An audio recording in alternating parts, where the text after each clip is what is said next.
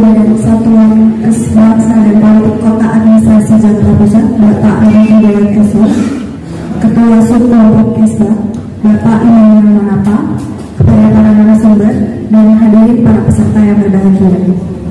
Pertama-tama, marilah kita sama-sama memanjatkan puji syukur kehadirat Allah Subhanahu wa Ta'ala, Tuhan yang Maha Kuasa, karena atas berkat rahmat dan ridhonya kita dapat berkumpul dalam rangka silaturahmi sekaligus mengikuti kegiatan peningkatan ketahanan ekonomi di wilayah Kota Administrasi Jakarta Pusat. Pada hari Kamis 25 Juli bertempat di ruang serbaguna kantor Wali Kota Administrasi Jakarta Pusat. Hadirin yang saya hormati, marilah kita buka acara ini dengan membacakan basmalah secara bersama-sama. Bismillahirrahmanirrahim. Acara selanjutnya yaitu menyanyikan lagu Indonesia Raya. Kepada para hadirin dimohon untuk berdiri.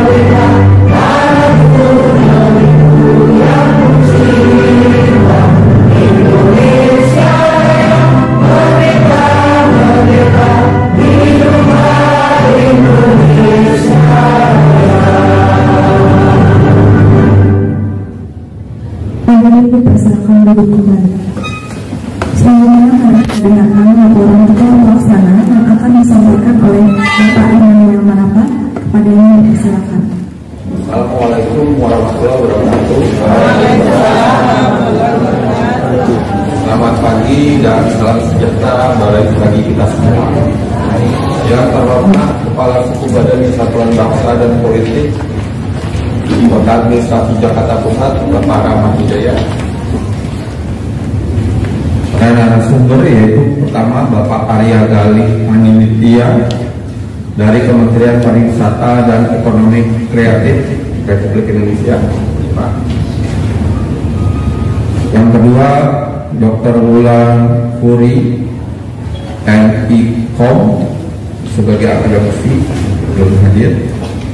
Yang ketiga Bapak Darwan Hakim SEMM praktisi UMKM. Para peserta yang berbahagia, dan ini izinkan saya melaporkan pelaksanaan kegiatan peningkatan ketahanan ekonomi di wilayah Kota Administrasi Jakarta Pusat adalah sebagai berikut. Dasar dari pelaksanaan kegiatan ini adalah Peraturan Gubernur Provinsi DKI Jakarta Nomor 14 Tahun 2018 tentang satuan biaya khusus untuk kegiatan pembinaan dan pengembangan Badan Kesatuan Bangsa dan Politik. Yang kedua yaitu dokumen pelaksanaan anggaran satuan kerja perangkat daerah Badan Kesatuan Bangsa dan Politik Provinsi DKI Jakarta. Maksud dari kegiatan ini adalah agar kita mampu meningkatkan partisipasi dalam melakukan pengembangan dan inovasi peluang usaha melalui sharing pengalaman dan pembelajaran. Kedua, mewujudkan penguatan relasi dan kolaborasi bagi lembaga usaha, pelaku usaha, dan pemerintah daerah serta akademisi untuk turut serta terhadap upaya menjaga ketahanan ekonomi. Tujuan dari kegiatan ini adalah mengoptimalkan peran fungsi manajemen organisasi kemasyarakatan sebagai mitra pemerintah yang ikut serta mendukung penyelenggaraan pemerintahan kota. Peserta organisasi kemasyarakatan yang diundang pada hari ini adalah satu, dari tim penggerak PKK Kota Administrasi Jakarta Pusat. 2. DPC Pemuda Batak Bersatu Jakarta Pusat. DPD Forum Komunikasi Bela Negara Jakarta Pusat. Ikatan Pengusaha Muslimah Indonesia Jakarta Pusat. Fatayat Nadatul Ulama Jakarta Pusat. Komisariat Cabang Pemuda Katolik Jakarta Pusat. PP Gerakan Mahasiswa Kristen Indonesia Jakarta Pusat, dan DPK Sehati Jakarta Pusat. Waktu dan tempat, waktunya hari Kamis hari ini tanggal 25 Juli 2024, bertempat di ruang serbaguna besar gedung kantor wali kota administrasi Jakarta Pusat. Metode kegiatan melalui pemaparan materi dan dari narasumber, diskusi serta tanya jawab dari narasumber dan dengan peserta. Judul materi yang akan disampaikan oleh para narasumber yang pertama yaitu membangun ketahanan ekonomi berbasiskan pariwisata oleh Bapak Arya Gali Anindita, Kementerian Pariwisata dan Ekonomi Kreatif Republik Indonesia. Yang kedua, dengan judul Inovasi Komunikasi sebagai Strategi Penguatan Ketahanan Ekonomi Daerah di Era Digitalisasi oleh Dr. Wulan Furi sebagai akademisi. Yang ketiga, peran UKM naik kelas menjadi perusahaan go public untuk meningkatkan ketahanan ekonomi, yang disampaikan oleh Bapak Darwan Hakim SEMM sebagai praktisi UMKM. Bapak Ibu Saudara peserta kegiatan saat ini, kami mengucapkan terima kasih atas semua dukungan dan kehadirannya sehingga kegiatan ini dapat terselenggara dengan baik. Demikian dapat saya laporkan, dan selanjutnya mohon perkenan Bapak Kepala Suku Badan Kesbangpol Kota Administrasi Jakarta Pusat untuk memberikan sambutan sekaligus membuka secara resmi kegiatan peningkatan ketahanan ekonomi di wilayah Kota Administrasi Jakarta Pusat tahun 2024. Terima kasih. Wassalamualaikum warahmatullahi wabarakatuh. Jakarta Pusat sekaligus membuka secara resmi kegiatan peningkatan ketahanan ekonomi di wilayah Kota Administrasi Jakarta Pusat tahun 2024 yang akan disampaikan oleh Bapak Ahmad Hidayat Esos. Kepadanya dengan hormat dipersilakan.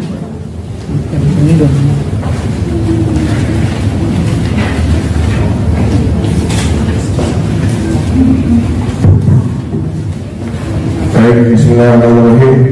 Assalamualaikum warahmatullahi wabarakatuh. Selamat pagi dan salam sejahtera bagi kita semua. Yang kami hormati Bapak Arya Gali Anindita yang sudah berkenan hadir untuk acara ini, terima kasih Pak. Yang kami hormati Bapak Darwan Hakim SEMM selaku praktisi UMKM, terima kasih Pak sudah hadir. Dan di satu lagi Ibu Dr. Wulan Furi SPM koordinasi jalanan. Yang kami hormati juga Bapak Immanuel Manapa selaku ketua pelaksana kegiatan.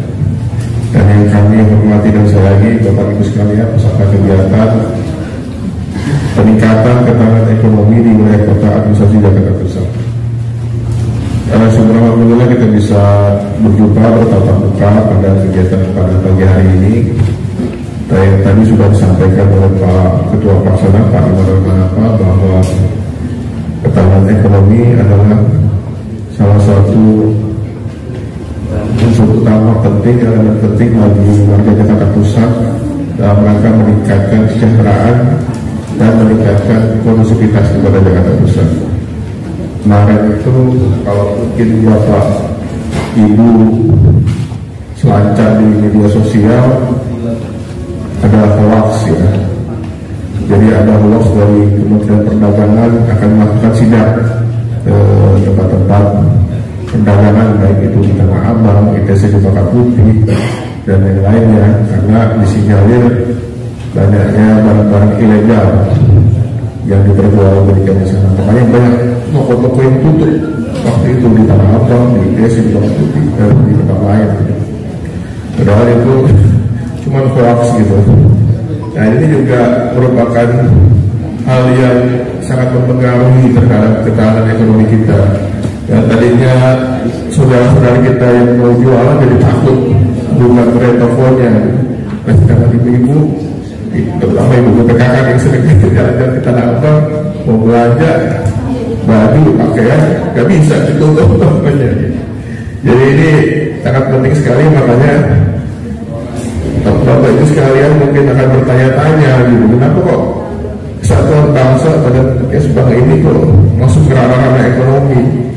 Yaitu kita kerjanya di bidang Ipolek, Sosbud, Hankam, ideologi, politik, ekonomi, sosial, budaya, dan Hankam.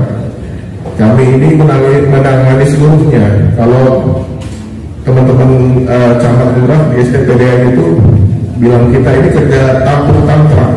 Apa aja kita kerja di Kesbang ini, terutama juga pembina dari Ormas, LSM, segala macam, itu bagian daripada kita gitu. Jadi terima kasih Pak Panarto sudah menginisiasi kegiatan ketahanan ekonomi ini, dan juga saya harapkan juga Bapak Ibu sekalian, dan saya ucapkan terima kasih yang kemarin sudah ikut berpartisipasi ya dalam rangka untuk menyukseskan pemilihan presiden dan wakil presiden. Saya tahu betul di Jakarta Pusat ini dinamikanya cukup beragam ya. Kadang-kadang dengan tetangga kita punya pendapat, pilihannya berbeda, tapi tidak sampai mencuat ya. Apalagi juga kita ketahui bersama kemarin juga cukup apa ya, istilahnya mungkin pada meriang-meriang kemarin Bapak Ibu sekalian di wilayahnya itu. Tapi alhamdulillah sudah kita laksanakan dan alhamdulillah berjalan dengan baik dan kondusif. Nah mungkin harapan yang kedua mungkin nanti untuk menjelang kita menghadapi pilkada, Bapak Ibu sekalian juga saya harapkan juga menjaga kondusivitas juga di lingkungan masing-masing. Ya mungkin juga mungkin perbedaan pendapat, pilihan juga tetap pasti ada, tetapi itu juga harus kita kedepankan bagaimana kita nanti mencari pemimpin yang jujur dan amanah dan bisa membawa kota Jakarta menuju kota global yang dicita-citakan bersama.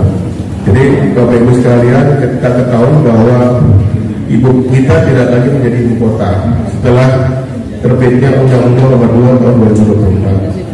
Jadi kita ini namanya Provinsi Daerah Khusus Jakarta (DKJ). Nah ini sejalan dengan di mana nanti kita Jakarta akan menjadi kota global. Mungkin nanti para narasumber akan menjelaskan sebaiknya bagaimana sih Bapak Ibu sekalian ini masuk ke arah ranah dari kota global ini, karena salah satu visinya adalah bagaimana mengembangkan kota jasa, kota perekonomian ya Pak ya. Nah ini kita kan tidak ada sumber daya alam di DKI Jakarta, khususnya Jakarta Pusat, yang ada kota layanan jasa. Makanya nanti coba digali apa yang dari paparan dari para narasumber, sehingga kita punya tidak hanya income yang berasal dari misalkan gaji, tetapi juga punya income yang berasal dari luar gaji gitu. Atau mungkin juga ibu yang tadinya biasanya jual secara offline menjadi jualan menjadi online gitu. Karena bagaimanapun sekarang dengan zaman digital ini, apapun kita bisa perbuat, apapun kita bisa lakukan, kita gunakan untuk meningkatkan kesejahteraan keluarga. Demikian, saya tidak akan berpanjang kala dan memohon dengan memohon ridho kepada Tuhan Yang Maha Esa, dan mengucapkan Bismillahirrahmanirrahim, maka kegiatan peningkatan ketahanan ekonomi di wilayah Kota Administrasi Jakarta Pusat tahun 2024 secara resmi saya nyatakan dibuka. Kalau tidak enak kalau di tempat ibu-ibu PKK ini kalau saya tidak patuh ya, mungkin ya. Jalan-jalan ke pasar baru, makan bakmi di Gang Kelinci. Yuk kita tingkatkan ketahanan ekonomi agar warga Jakarta Pusat makin banyak duitnya. Satu lagi ya Bu, jalan-jalan ke Kota Tua, pulangnya naik Transjakarta. 27 November 2004 kita pilkada agar maju kotanya, bahagia warganya. Terima kasih. Sekian, mohon maaf apabila ada kata-kata yang kurang berkenan. Billahi taufiq wal hidayah. Assalamualaikum warahmatullahi wabarakatuh. Waalaikumsalam warahmatullahi wabarakatuh. Terima kasih kepada Bapak Kepala Suku Daerah Satuan Bangsa dan Politik Kota Administrasi Jakarta Pusat atas sambutan dan arahannya. Acara dilanjutkan dengan penyerahan bendera merah putih dalam rangka pelaksanaan program Gerakan Pembagian Bendera Merah Putih menyambut HUT ke-79 Kemerdekaan RI tahun 2024. Kepada perwakilan TP PKK Kota Administrasi Jakarta Pusat, DPC Pemuda Batak Bersatu, DPC Pemuda Komunikasi Bela Negara, PD Ikatan Pertanian Seluruh Indonesia, PC Pemuda MU Jakarta, KC Pemuda Katolik Jakarta, PT DMK Jakarta, BPK Sumatu Jakarta Pusat, dan perwakilan Dewan Pembina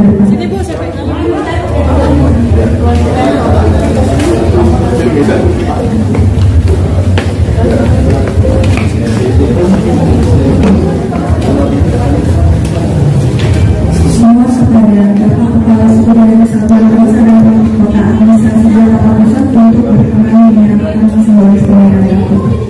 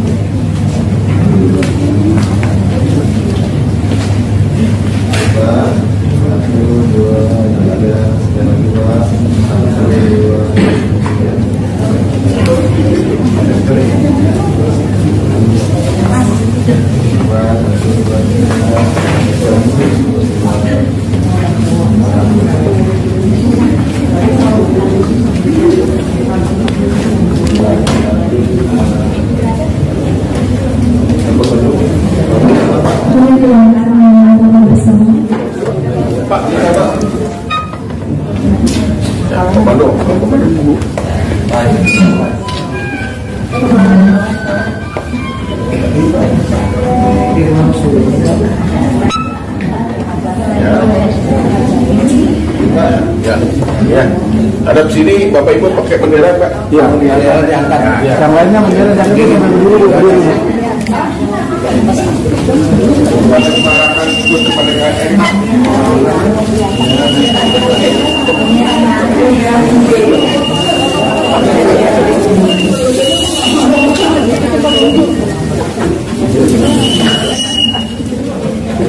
Bapak ya, saya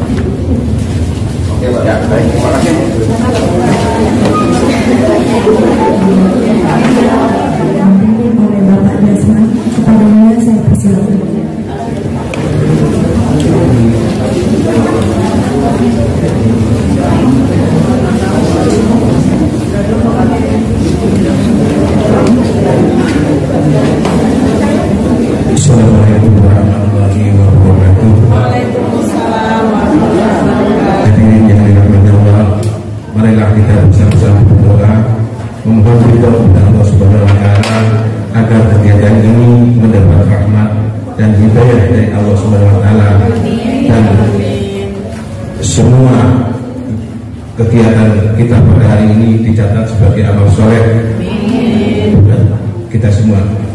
Bagi yang non muslim silakan berdoa menurut agama dan keyakinan masing-masing, dan yang beragama Islam marilah kita awali dengan umur Quran.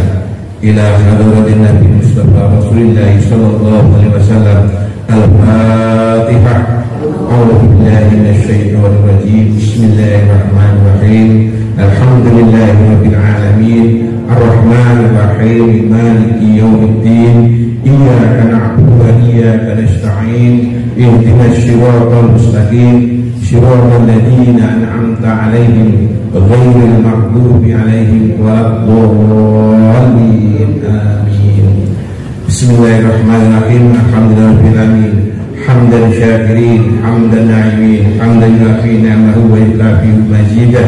Ya Rabbana wa ilahana wal asufru kama yanbaghi li jalali wajhikal karim wa 'azimi sultani. Allahumma shalli ala sayyidina Muhammad wa ala ali sayyidina Muhammad. Rabbana zalamna anfusana wa illam taghfir lana wa tarhamna lanakunanna minal khasirin. Rabbana la tuhammilna ma la taqata lana bihi wa'fu 'anna waghfir lana warhamna anta maulana fansurna 'alal qawmil kafirin. Rabbana la tuzigh qulubana ba'da idh hadaytana wa hab lana min ladunka rahmah innaka antal wahhab. Rabbi ighfir lana wa liwalidayna warhamhuma kama rabbayani shaghira. Rabbi ighfir lana wa liwalidayna warhamhuma kama rabbayani shaghira. Rabbi ighfir lana wa liwalidayna warhamhuma kama rabbayani shaghira. Wa limasaikina wa rijalil muslimina wal muslimat wal mu'minina wal mu'minat al ahya'i minhum wa mujibud da'wat wa ya khairul hajat. Rabbi habli minas shalihin, Rabbi habli minas shalihin, Rabbi habli minas shalihin. Rabbana taqabbal minna innaka antas samiul alim wa tub alaina innaka antat tawwabur rahim. Rabbana hab lana min azwajina wa dhurriyyatina qurrata a'yun waj'alna lil muttaqina imama. Rabbana atina fid dunya hasanah wa fil akhirati hasanah wa qina adzabannar.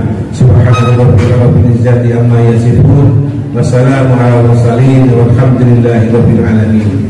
Assalamualaikum warahmatullahi wabarakatuh. Waalaikumsalam warahmatullahi wabarakatuh.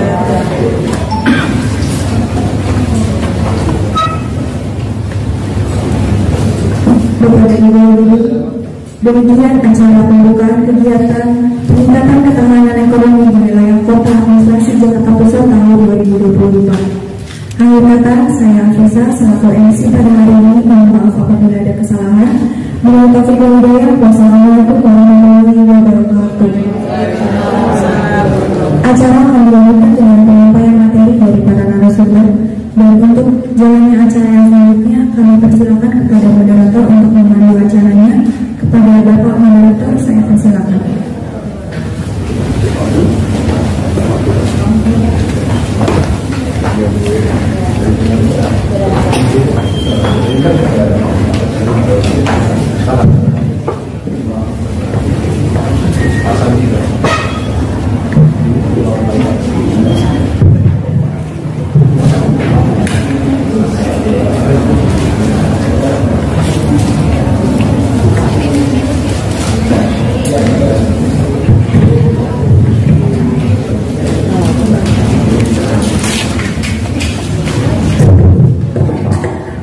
Bismillahirrahmanirrahim. Assalamualaikum warahmatullahi wabarakatuh. Peserta yang muslim tadi maksudnya saya ada 100 orang, tapi yang jawab salam cuma 3 orang. Assalamualaikum warahmatullahi wabarakatuh.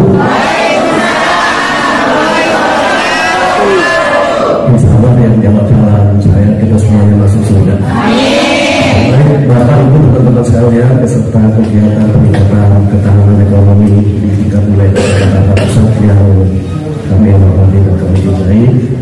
Sekali lagi, untuk yang pertama, saya ingin mengajak semuanya kita sama-sama mensyukuri nikmat yang diberikan oleh Allah Subhanahu wa Ta'ala, di mana di hari yang sangat berbahagia ini kita masih diberikan nikmat iman, nikmat sehat, serta atas rahmat dan karunia-Nya kita semuanya masih sudah dapat berkumpul bersilaturahmi di tempat yang sangat representatif ini dalam rangka memenuhi undangan dari kantor Kesbangpol Kota Administrasi Jakarta Pusat terkait kegiatan ketahanan ekonomi. Bapak Ibu, teman-teman sekalian dan juga para narasumber yang sudah hadir, mohon izin, mohon maaf sebelum nanti acara kita mulai supaya nanti kita juga agak fokus. Bagi teman-teman yang punya handphone, tolong dibikin ada vibrat ya atau ada getar. Kemudian nanti kalau ada telepon masuk mungkin penting silakan, gak apa-apa, diterima aja, izin diterima, silakan keluar. Sepakat ya? Sepakat. Ini tadi baru silakan ngobrol ya, nggak semangat ya. Kita bikin semangat dulu, saya dulu ya, Bapak Ibu teman-teman sekalian, kalau saya bilang selamat pagi, semuanya tepuk tangan sekali ya. Yuk kita berdiri. Saya kasih tahu. Oke, kalau saya bilang selamat pagi, tepuk tangannya sekali. Selamat siang 2 kali.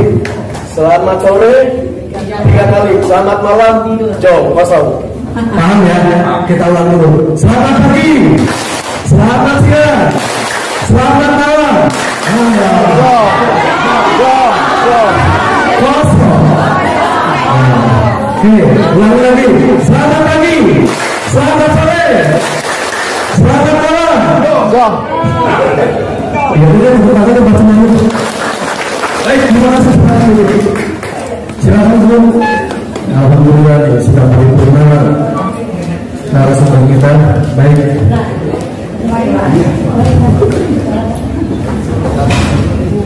Setelah itu baru silakan Bu. Iya. Setelah itu baru teman-teman, karena ini duduknya kita satu ruangan, mungkin satu sama lain juga ada saling kenal, tapi mungkin juga oh ini dari mana saya atur satu-satu. Setuju ya kalau yang saya panggil peserta mohon izin dulu Bapak, ini peserta kita semuanya. Yang pertama dari tim penggerak PKK Kota Administrasi Jakarta Pusat. Waalaikumsalam. Kalau kita tepuk tangan berdiri ya dulu ya, peserta yang lain saya panggil lagi nih DPC Pemuda Kota Persatu.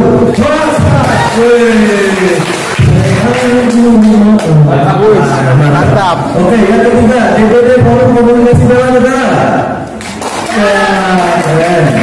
Yang keempat pengurus cabang ya PC Partai Nahdlatul Ulama Jakarta Pusat.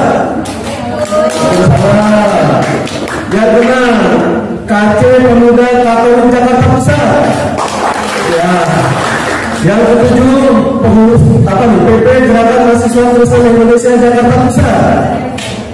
Ya, terima kasih. Yang terakhir BPK Sehati Jakarta Pusat. Wah. Bapak bisa sebutin Dari mana Bu? usaha. Mana nih?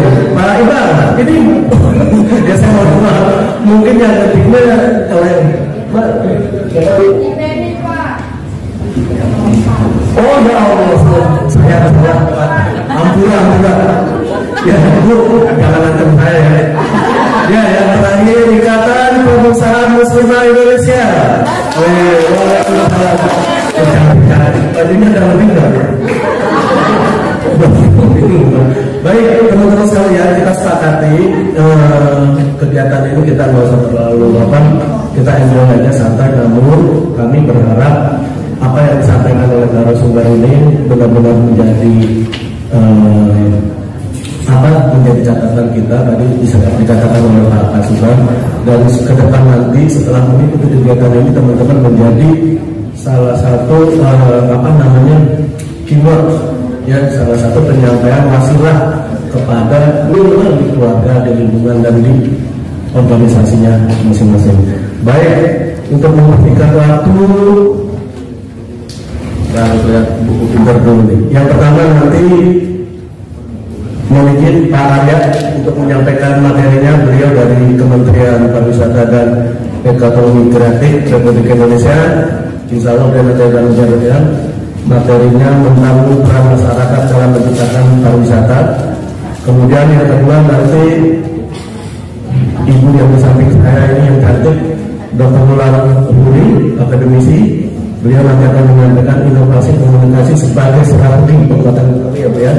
Yang terakhir Bapak Dalam Hakim, SMH praktisi UMKM. Beliau nanti akan menyampaikan UMKM naik kelas menjadi perusahaan go publik untuk meningkatkan ketahanan ekonomi. Ya Pak ya, benar nggak? Harus benar ya, harus benar.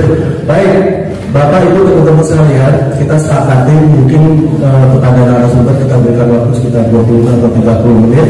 Selebihnya kita lebih banyak brainstorming, sharing, tanya jawab. Sepakat ya? Baik, dengan tidak mengurangi rasa hormat kepada moderator kepada narasumber kita yang pertama Pak, lalu kami persilakan Pak 30 menit dari sekarang. Mohon izin. Terima kasih Pak Surya, Bapak Moderator yang saya hormati, para narasumber, Ibu Mular Huri, Pak Darwan Hakim. Selamat pagi, Bapak dan Ibu sekalian. Selamat pagi, Pak Moderator. Kalau boleh sambil berdiri.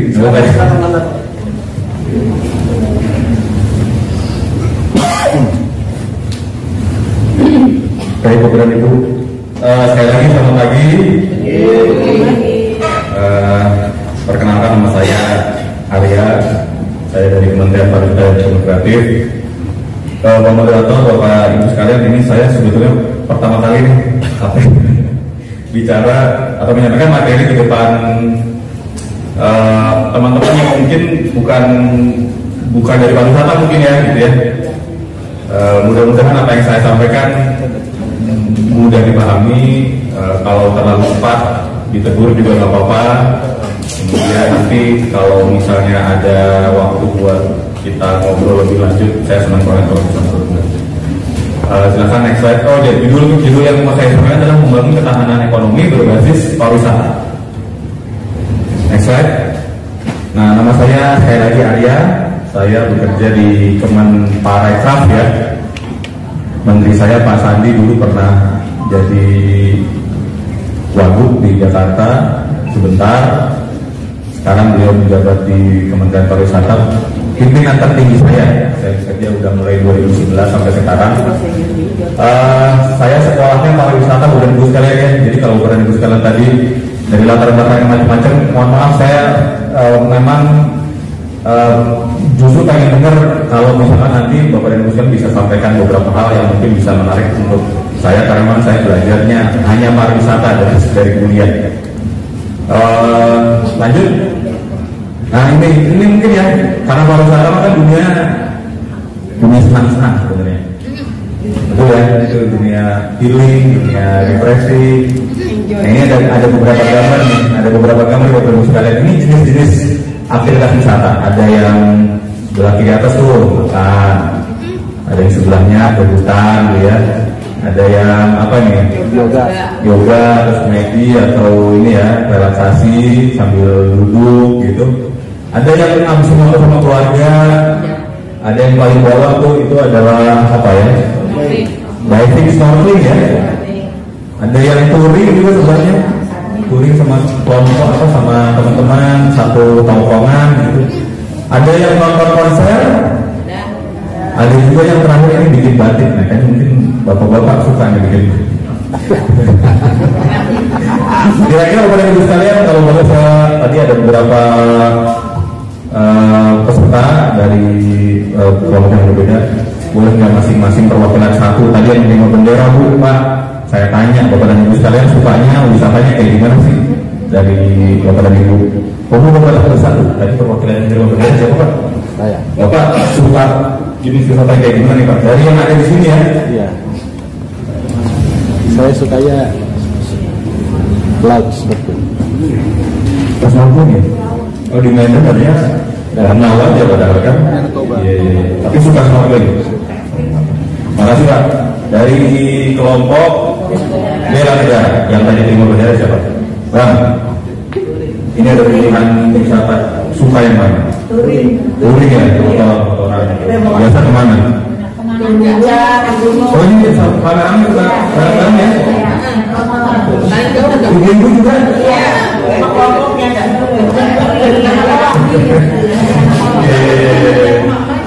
Oh gitu ya.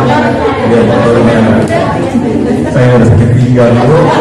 Apa sih ya? Jadi sukanya adalah touring. Dari yang terima beneran, ibu suka yang mana bu? Yang ini, yang atas ini, kiri atas kalian? Itu masuk ke hutan gitu. Sendiri apa sama keluarga bu? Sendiri? Rame-rame sama robot ya. Ya. Yang di belakang dari bukan NU. Yang pertama itu makan ya saya sama dengan saya. Ayo, jangan mau makan bagi dia. Ini belakang dari MKI.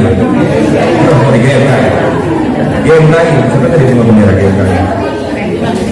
Bang, sukanya apa sih bang? Kalau wisata? Yang nomor 2 itu hutan gitu ya. Naik gunung, anak senja gitu ya. Iya. Oke, anak gunung nih. Makasih. Yang ini dari siapa tadi? Nah, kamu sukanya apa? Kamu sukanya wisatanya kayak gimana sih?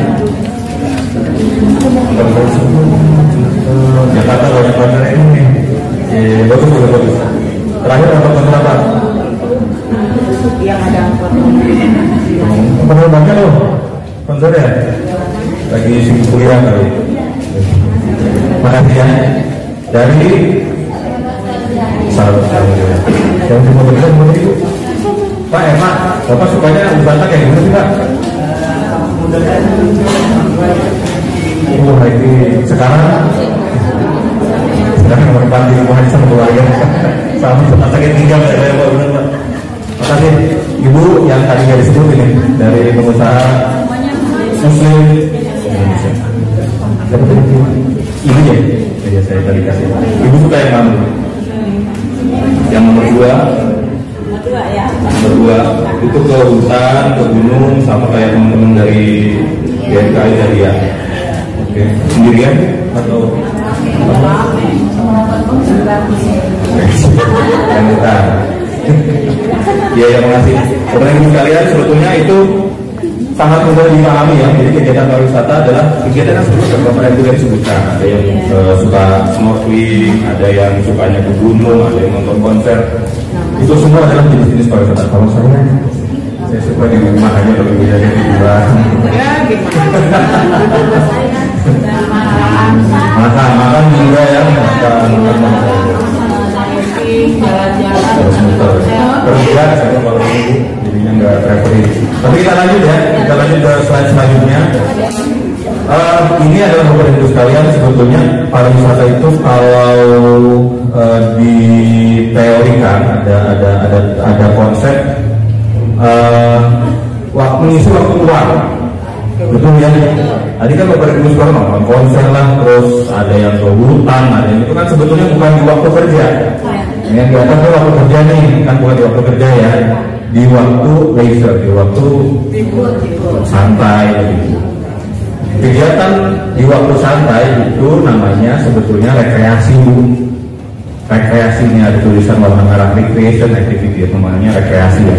Rekreasi itu dibagi beberapa jenis aktivitas. Nah paling kiri paling kanan saya baca ya, paling kirinya Bapak dan Ibu sekalian ini. Home based recreation. Ada rekreasi yang sudah di rumah, kayak saya juga di rumah, kayak Bapak tadi yang dari Sehati di rumah gitu ya sama keluarga. Namun itu home based recreation Pak. Jadi rekreasi yang dilakukan di rumah. Ada yang namanya sebelumnya daily leisure. Itu mengisi waktu luang tapi sehari-hari. Jadi misalkan Bapak Ibu habis kerja, sorenya lari atau sorenya nonton film, sorenya makan. Itu setiap hari dilakuin. Itu namanya daily leisure. Sebelumnya lagi day trips. Nah ini day trips ini sebetulnya yang justru mendekati pariwisata.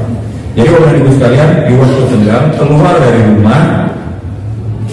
Tadi misalkan touring, misalkan suka ya ini ibu bapak dari touring. Biasa touring kan ada yang sampai Jogja, itu pasti nginep di Jogja ya. Ada juga yang cuma sampai Bogor, balik lagi ke rumah seharian tidak minum. Ada kan bu ya?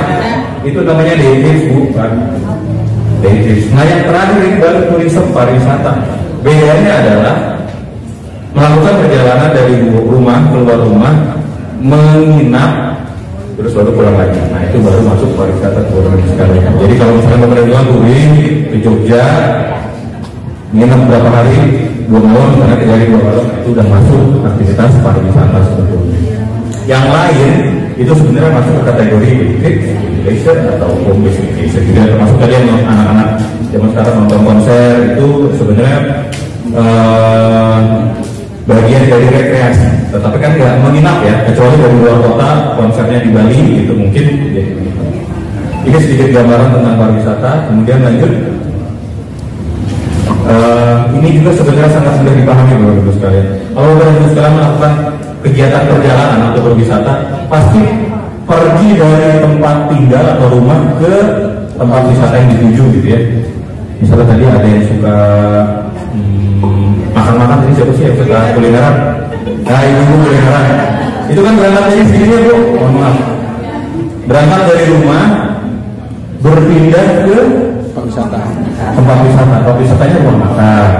Ada di tempat wisatanya tempat snorkeling Bapak, ada yang konser, ada yang gunung tadi untuk nyari apa? Gunung itu ada apa ya? Cari plastik. Tapi ada perpindahan Bapak-Ibu sekalian ya.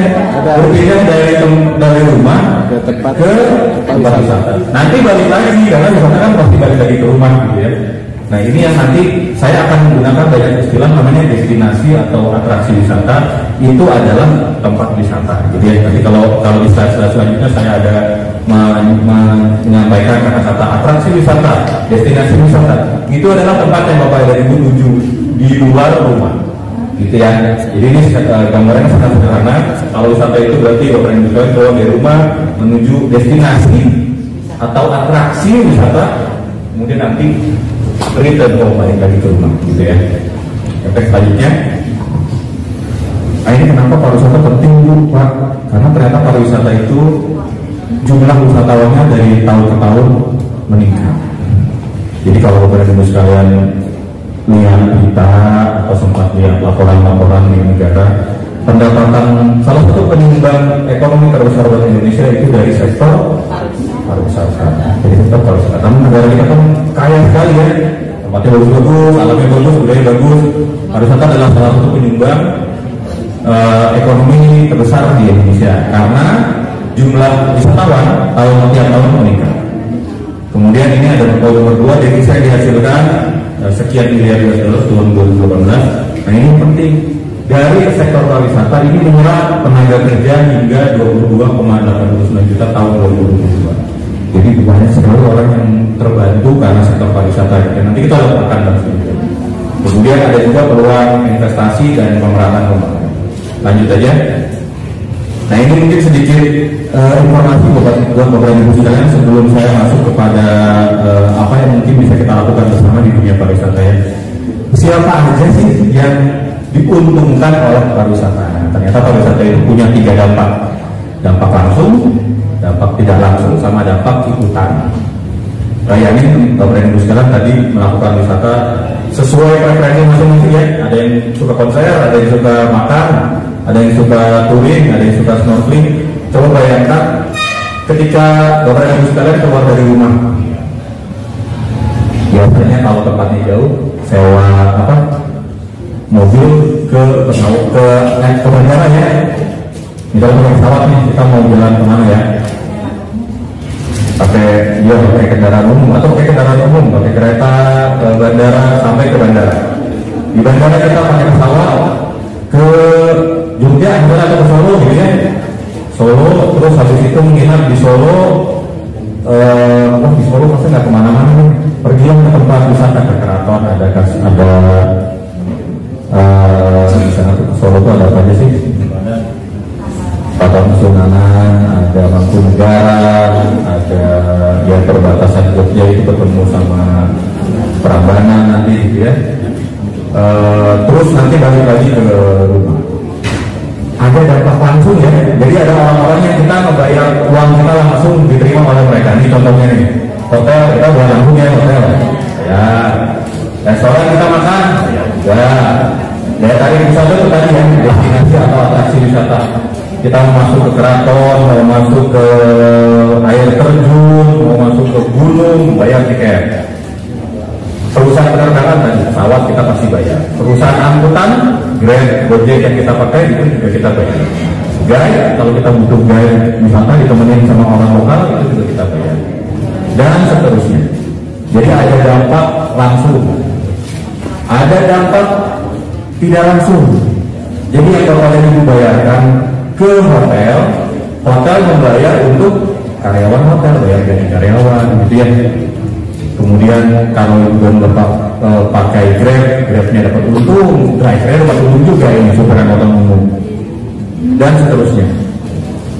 Yang menarik lagi, ada dampak ikutan. Karena misalnya kita makan di restoran, makan petani sayuran kebeli sayurnya, buahnya kebeli, peternak ayam ikan sapi kebeli juga dagingnya, karena kita kan makan ya. Penghasil bahan baku kebeli juga. Jadi benar-benar slide ini ingin saya memberikan gambaran bahwa pariwisata itu punya dampak yang demikian besar. Panjang banget dampaknya, tidak cuma yang langsung, tapi juga dampak ikutan. Jadi Bapak dan Ibu sekalian, slide ini juga bisa menggambarkan bahwa Bapak dan Ibu sekalian kalau mau menambah penghasilan, karena topiknya ketahanan ekonomi ya, nggak harus di sini, nggak harus di dampak langsung ya, nggak harus juga bekerja di sini, bisa saja bekerja di sini, tetap menguntungkan dari kegiatan pariwisata, gitu ya. Nggak harus Bapak dan Ibu punya hotel, punya restoran, nggak perlu seperti itu. Tapi misalnya bertani, beternak, itu juga tetap bisa diuntungkan dari kegiatan pariwisata. Gitu ya. Karena ini pariwisata punya impact yang demikian panjang. Lanjut. Nah ini Bapak dan Ibu sekalian, kenapa sih berwisata? Ibu kenapa coba kuliah? Karena ya benar nih, pernah dengan kegiatan sehari-hari, benar ya. Bapak kenapa snorkeling Pak? Ya. Selain suka, pernah juga kali ya Pak ya? Ya benar-benar. Pernah dengan kerjaan gitu ya, sampai di rumah, nasi ngomel gitu kan. Berarti pernah dengan kegiatan sehari-hari. Artinya ada beberapa motivasi yang menunjukkan kenapa kita berwisata, ada pernah dengan kegiatan sehari-hari. Tapi yang penting lagi, kita punya waktu dan punya uang gitu ya. Iya. Punya waktu, nggak punya uang di rumah aja. Punya uang, nggak punya waktu, ya jadinya dilarang, nggak bisa berwisata gitu ya. Punya uang, punya waktu, nggak penat, juga nggak pergi kemana-mana. Jadi ada faktor pendorong dari dalam diri kita kenapa kita berwisata. Tetapi ada faktor satu lagi di bagian sebelah kanan, ini adalah faktor yang menarik kita berwisata. Biasanya itu di bagian tadi kalau saya sempat di slide kedua tuh ada destination, sebelah sini destinasi wisata. Itu adalah faktor yang menarik kita. Jadi faktor yang menarik kita adanya atraksi wisata, ada akses, ada jalan yang bagus gitu ya. Kemudian ada amenitas, ada fasilitas yang mendukung. Jadi inilah kenapa kita berwisata. Pertama ada dorongan dalam diri, kedua kita ditarik oleh destinasi wisata yang mau kita tuju sehingga kita berangkat ke sana. Next slide. Nah sekarang faktor penarik terkuatnya apa? Kalau menurut kami faktor penarik terkuat kenapa kita berwisata itu adanya atraksi wisata. Ada yang pengen kita lihat, beberapa ada yang pengen kita rasain. Kita ke gunung pengen lihat gunung gitu ya. Kita ke tempat makan ada yang pengen kita makan. Tadi snorkeling itu karena kita mau lihat bawah laut gitu kayak. Jadi faktor penarik yang menyebabkan kita berwisata sebetulnya terbesar dari atraksi wisata. Jadi kita karena ada sesuatu yang dituju, ada sesuatu yang pengen kita lihat, ada sesuatu yang pengen kita nikmati, ada konser yang pengen kita lihat, ada artis yang pengen kita dengar gitu ya. Ada atraksi wisata. Nah, Bapak dan Ibu sekalian, tadi pengantar sebenarnya yang saya sampaikan setelah ini adalah kita dalam rangka ketahanan ekonomi dapat mengembangkan sebetulnya Bapak dan Ibu sekalian atraksi wisata. Karena kalau Bapak dan Ibu sekalian punya atraksi wisata di daerahnya masing-masing, itu akan menjadi salah satu sumber pendapatan buat Bapak, buat keluarga, buat Ibu, buat keluarga, sama buat kelompoknya. Jadi saya sih di pertemuan kita hari ini mudah-mudahan ini bisa tersampaikan bahwa akan sangat penting Bapak dan Ibu sekalian bila ingin mendapatkan manfaat ekonomi dari pariwisata untuk mengembangkan atraksi wisata. Tidak terlalu susah, nanti saya kasih contoh-contohnya ya. Silakan next slide. Nah, sekarang yang perlu kita pahami dulu, atraksi wisata itu apa sih dan apa aja? Kalau di pariwisata, atraksi wisata itu dibagi kepada 3 bagian. Ada atraksi wisata alam, yang tadi ada yang suka naik gunung tuh, gunung. Ada yang bapak suka ke bawah laut, tadi itu pantai dan laut gitu ya. Kemudian tadi ada yang suka apa lagi? Oke, itu alam, bagian alam. Ibu-ibu bapak-bapak yang suka makan, suka nonton pertunjukan tari, suka musik, suka nonton konser, itu maksudnya atraksi wisata. Karena bagian dari budaya kita ya. Ada satu lagi atraksi wisata buatan. Ini adalah tempat-tempat yang dibuat oleh manusia, contohnya theme park, restoran, betul dan tersebut. Jadi ini ada 3 atraksi. Nah sekarang kembali ke poin saya tadi, Bapak Ibu sekalian, kalau mau mendapatkan manfaat dari pariwisata akan lebih bagus kalau punya atraksi wisata.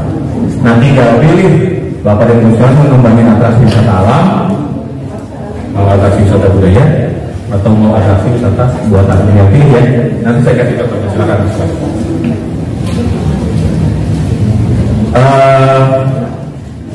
Menurut saya Pak, Bapak Ibu sekalian, kita akan lebih mudah mengembangkan atraksi wisata yang berbasis komunitas atau berbasis masyarakat. Kalau di kampung itu namanya jadi pariwisata berbasis masyarakat, community based tourism. Apa itu? Yang pertama adalah itu kegiatan yang berbasis pada komunitas lokal serta mengangkat keunikan di daerah Bapak Ibu sekalian ya. Ada keunikan fisik, ada non fisik. Contohnya tadi yang di belakang suka ke gunung apa nih nyari sih bang, nyari apa ke gunung bang, nyari apanya yang dicari, ketenangannya apa, tantangannya, kenapa ke gunung, atau keindahannya, atau bareng-bareng sama temennya, apa yang kira-kira dicari. Gimana? Naik gunung. Atau nyari warna baru, dari apa kira-kira? Kalau naik gunung? Dari apa? Oh, pas pendakian ya. Biasanya malam-malam ada suara-suara tuh, ada pasar, gitu-gitu ya. Ada mistis, benar-benar tuh.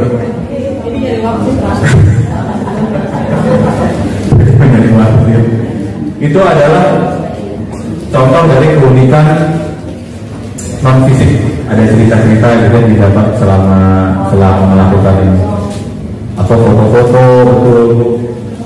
Atau bisa juga karena kalau mendaki gunung tuh misalnya semakin curam, semakin menantang, semakin bagus gitu ya. Itu berarti fisik. Jadi Bapak Ibu sekalian, saya dari tadi ke slide sebelumnya, dalam mengembangkan atraksi wisata, kita perlu melihat diri kita sendiri, apakah kita punya kekuatan di alam, di budaya, atau di buatan gitu ya. Nah selanjutnya, dengan cara kita melihat apakah tempat-tempat tersebut punya elemen unik fisik atau non fisik. Nah yang bagian sini saya skip dulu ya.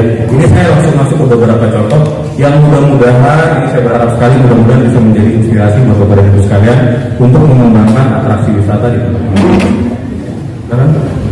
Next slide. Nah ini Bu, Pak, ini adalah istilah yang lagi populer nih, namanya farm to table. Farm to table, pernah dengar ya? Farm to table. Farm to table trip. Ini ada satu contoh nih, farm to table trip di Lokapore, Bali, atau salah satu restoran di daerah Ubud ya. Ini adalah satu paket wisata, satu rangkaian perjalanan di mana orang diajak buat makan makanan, tapi harus makan dibawa ke dapurnya gitu. Itu banyak lah. Kalau buat kita ibu sehari-hari memasak di dapur nggak usah bayar ya, dikasih suami malah. Tapi kalau di pariwisata paket seperti ini berbayar. Ini dulu di Lokapore, ini nama tempatnya Lokapore ya, paket wisatanya namanya Lokapore. Pagi hari kita diajak ke Lokapore restoran, makan nasi uduk, Bu, beneran nasi uduk. Mana pakai nasi uduk sama lauk-lauknya. Setelah makan kita dikasih kopi, kita akan diangkut oleh kendaraan ke kebun miliknya Rocafort, kebun miliknya restoran ini. Ini kebun sangat biasa aja sebenarnya. Tapi beberapa ibu sekalian lihat itu ada apa tuh bule-bule ya, contoh mancanegara yang datang suka banget karena mereka dikasih tahu sama guide-nya pemandunya, Bu, tadi kan ibu makan sayur, Pak, bapak kan tadi makan sayur pagi-pagi, ini sayur berasal dari tanaman ini loh, ini tanamannya nih, saya tunjukin ini tanamannya ya. Terus tanamannya kan saya potong-potong sambil jalan. Kemudian kita masuk lebih dalam ke kebun, dibawa ke meja buah-buahan, sangat sederhana sekali. Buah-buahan yang kita temui sehari-hari lah itu buah-buah. Kemudian bagian sebelah sana gambarnya diajak melihat, kebetulan pagi itu waktu sarapan di sini kita pakai madu. Jadi ya, ini madu prosesnya begini nih, cara bikinnya gitu. Ini madu yang kita pakai di restoran. Terakhir kita dikasih kudapan. Ini saya kalau nggak salah ingat per orangnya itu kita harus bayar 800.000 sampai 1.200.000 kalau 4 orang ya. Dan pakai dolar Bu, jadi dibagi itu kita bayarnya pakai kurs dolar. Itu kan perusahaan ini menawarkan ke wisatawan itu dengan harga 80 dolar sampai 120 dolar. Itu equal dengan 800.000 sampai 1.200.000 per orang ya, untuk menikmati sarapan pagi. Habis itu dibawa jalan ke kebun, keliling kebun. Ini salah satu contoh. Ini yang namanya farm to table, jadi pemanfaatan kebun dan kuliner lokal. Izin Kanaria 5 menit lagi. Siap. 5 menit lagi, jadi kita pakai terakhir lanjut. Ini adalah salah satu contoh juga sederhana banget, tapi tadi Pak Kasuban sudah sampaikan kalau Jakarta Pusat nggak terlalu punya banyak potensi alam ya, tapi ini saya mau kasih contoh. Ada sebuah desa di desa Sampai namanya di Magelang, nggak punya apa-apa, Bapak Ibu sekalian, tidak punya apa-apa, hanya punya sungai. Lalu mereka kemudian bikin rakit, getek ya, getek itu rakit ya, kalau getek itu bahasa Jawa ya, rakit untuk membawa wisatawan yang datang. Ini laku banget, jadi ngebawa orang buat naik getek, keliling, pulang lagi. Habis itu karena saking berkembangnya pakai wisata ini, mereka tawarkan, sekarang mereka sudah bisa buka kios, jadi warga desa sekitar berkumpul sudah bisa buka kios makanan. Mereka sekarang punya tambahan aktivitas lagi, bikin jalan buat mandi. Tawarin itu ada satu fotonya dulu ya, sudah mulai belajar ya. Jadi sangat sederhana idenya, tetapi dikelola secara baik dan bersama-sama. Lanjut. Nah ini yang menarik juga nih. Ternyata tempat ibadah itu bisa menjadi daya tarik wisata plus pusat perekonomian. Ini adalah salah satu contoh di Masjid Jogokarian ya, Jakarta.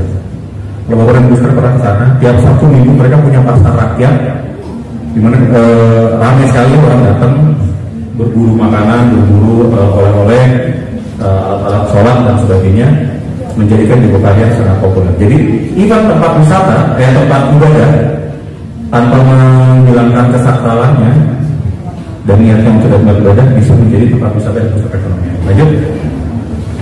Ini juga sangat sederhana juga idenya. Ini di Penang, agak keluar negara kita di Malaysia, Georgetown Street namanya. Ini adalah satu ruas jalan yang digambari ya, kalau ini mural street art namanya ya. Digambar. Ini gambar ya. Itu juga gambar. Orang datang foto-foto tapi itu foto-foto makan. Artinya ada manfaat ekonomi yang didapat oleh masyarakat sekitarnya, gitu ya. Jadi ini juga idenya sangat sederhana, memanfaatkan kreativitas di area publik. Yang terakhir adalah event pariwisata, event musik, event apapun. Ini adalah salah satu contoh di Ambon. Ambon itu sekarang ditetapkan oleh UNESCO menjadi City of Music, kota musik. Mereka punya event musik hampir tiap minggu. Jadi ini minggu pertama misalnya komunitasnya bikin pertunjukan pemain trompet, minggu depannya anak-anak bermain ukulele gitu. Jadi ini menjadi daya tarik menarik. Ketika orang datang akan ada manfaat ekonomi yang diperoleh warga sekitar, yaitu makan dan minum kebeli, gitu ya, tiket kebeli, penginapan keisi. Lanjut. Ya, atau kita bisa juga mengambil manfaat dari Jakarta sebagai pusat acara internasional dan destinasi wisata. Lanjut saja, ini slide saya terakhir Bapak Ibu sekalian.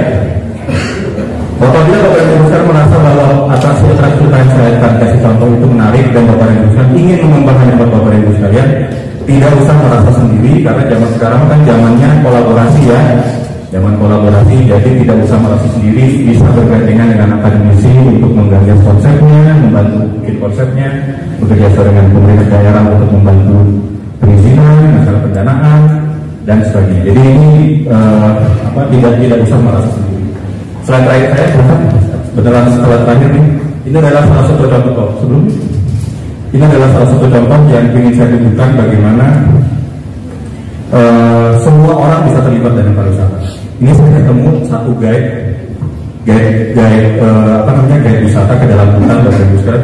Umurnya mungkin sudah 70 sekian ya, bule di Australia. Kemudian ini adalah tur kami ke dalam hutan di Australia. Yang memandu kami itu ibu-ibu Bu, yang tidak mengerti sama sekali tentang kehutanan, tentang biologi ya, biologis. Jadi maksudnya pohon apa ini namanya apa, tidak boleh pengalaman sama sekali karena latar belakang dia dari dunia yang berbeda. Tetapi kami sangat tertarik mendengarkan ceritanya karena dia bisa menjelaskan dengan baik. Meskipun dia mengakui, maaf ya, saya selama menggait kamu, memandu kamu, saya buka catatan. Gitu. Makanya dia lihat ini catatannya. Ini namanya tadi misalkan ini catatan saya nih. Menjelaskan dengan sangat baik. Artinya yang ini poin terakhir saya di slide terakhir adalah yang saya tunjukkan bahwa Bapak dan Ibu sekalian berapapun batasan usianya bisa terlibat dalam dunia pariwisata seperti yang saya contohkan. Dan kemudian poin yang kedua, apabila kita ingin bersama mengembangkan atraksi wisata, tidak harus yang terlalu sulit. Tadi beberapa contoh saya sampaikan sangat sederhana, tetapi bisa menarik wisatawan dan memberi dampak ekonomi. Mudah-mudahan menjadi inspirasi buat Bapak Ibu sekalian untuk meningkatkan ketahanan ekonomi dari sektor pariwisata. Saya mohon maaf kalau ada kesalahan. Assalamualaikum warahmatullahi wabarakatuh. Terima kasih yang sudah memberikan paparan. Tapi sudah menarik kali. Baik teman-teman sekalian, sebelum kita masuk ke materi kedua, saya pengen ngasih semangat lagi kita ya nggak ngantuk. Kalau saya bilang siapa kita, jawab karena ini terkait dengan ideologi sosial, ideologi sosial dan juga tentang wawasan kebangsaan, ideologi untuk mempertahankan ideologi kita. Kalau saya bilang siapa kita, jawabnya Indonesia. Kalau saya bilang apa kewajiban kita, jawabnya bela negara. Kalau saya tanya apa ideologi kita, jawabnya Pancasila. Setuju ya? Oke, dikit-dikit sih, biar nggak ngantuk. Ya semua bagi Om ini. Oke, siap ya? 1, 2, 3. Siapa kita? Yang di sana nggak ngomong tuh, ulangin. Ayo Mbak, kita salah satu bajunya. Oke, siapa kita? Indonesia. Apa kewajiban kita? Apa ideologi kita? Oke, pertama, silakan duduk kembali. Baik, teman-teman sekalian, lanjut di narasumber kita yang kedua. Alhamdulillah, Bapak memiliki Bapak dulu. Bapaknya dulu. Bapaknya dulu. Bapak ini jadi 30 menit Pak ya. Jadi kikuk Pak.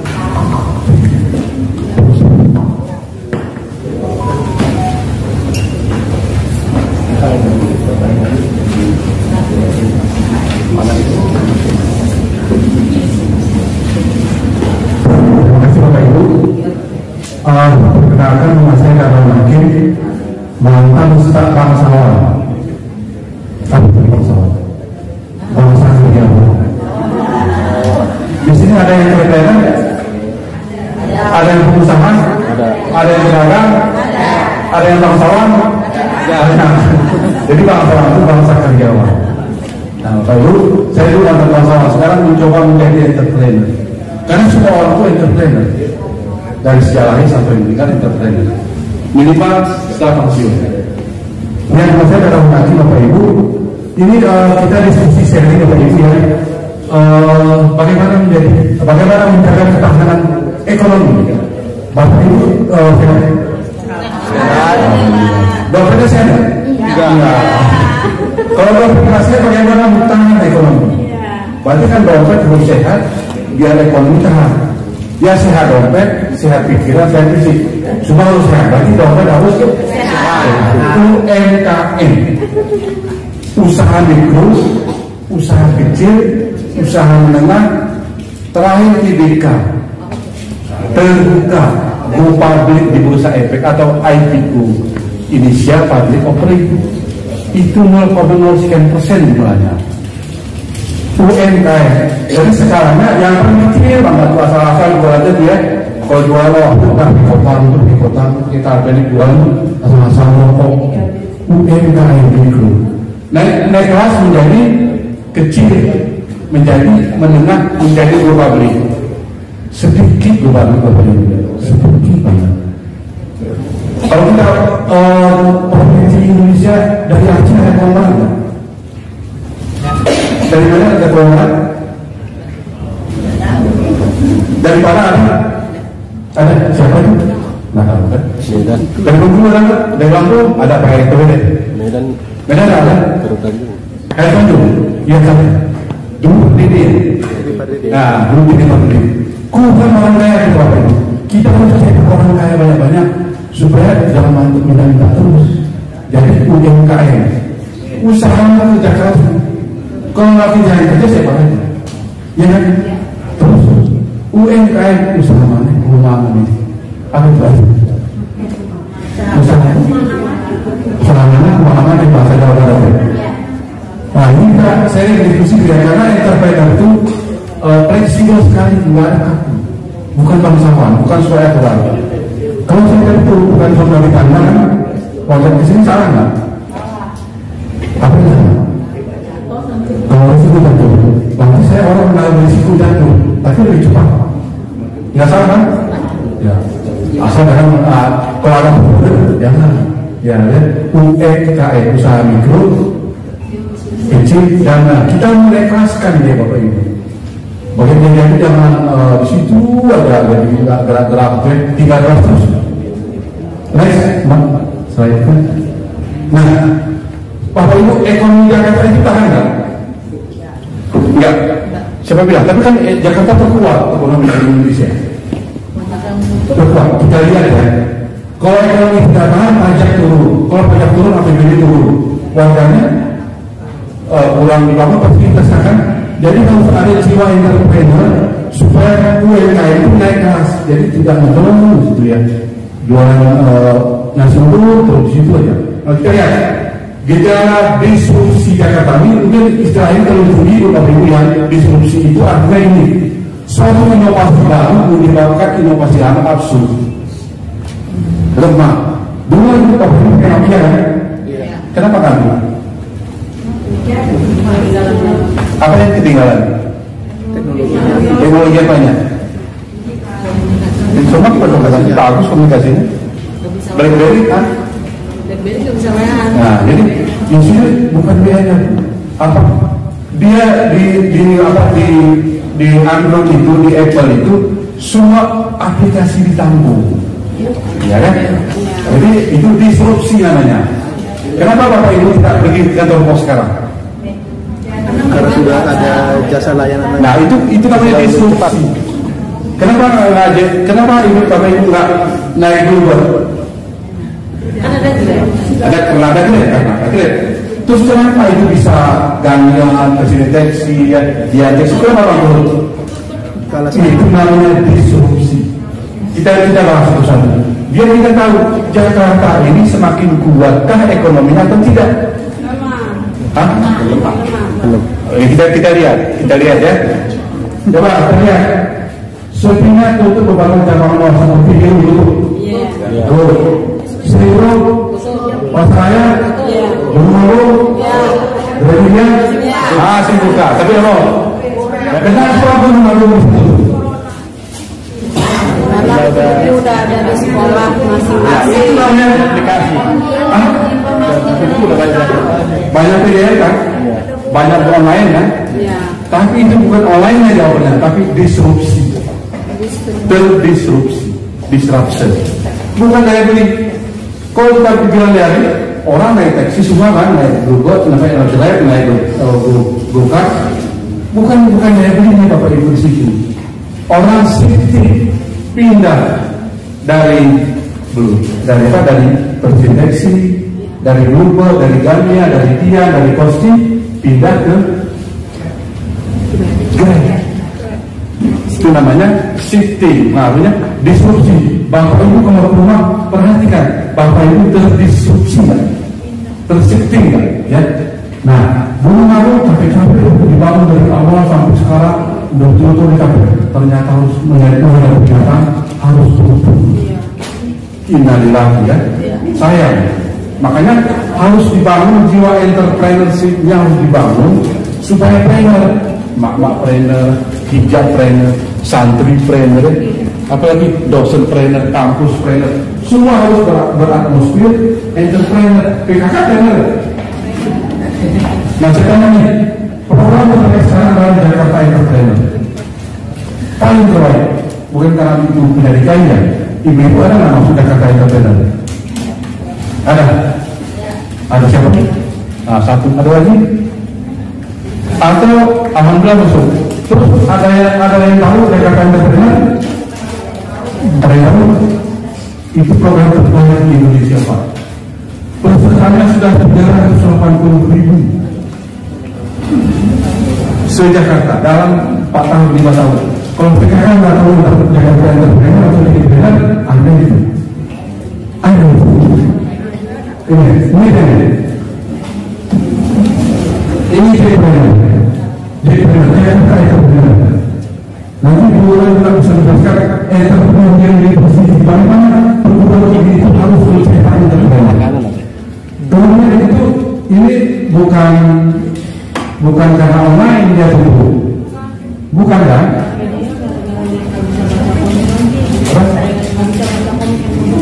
Iya, tapi karena dia terdiskusi ada PDF, orang beli di rumah kan, terus orang mana mau belanja lagi ke toko? Ya, dia nggak mati bunga, tapi absolut menjadi jadi. Nah, terang mulai sepihak belum. Pas apa dulu? Pertama sepi ya. Sepi. Pertama dulu saya tanya pada ministri, upahnya bukan main. Itu ATM dulu. ATM itu dulu 12.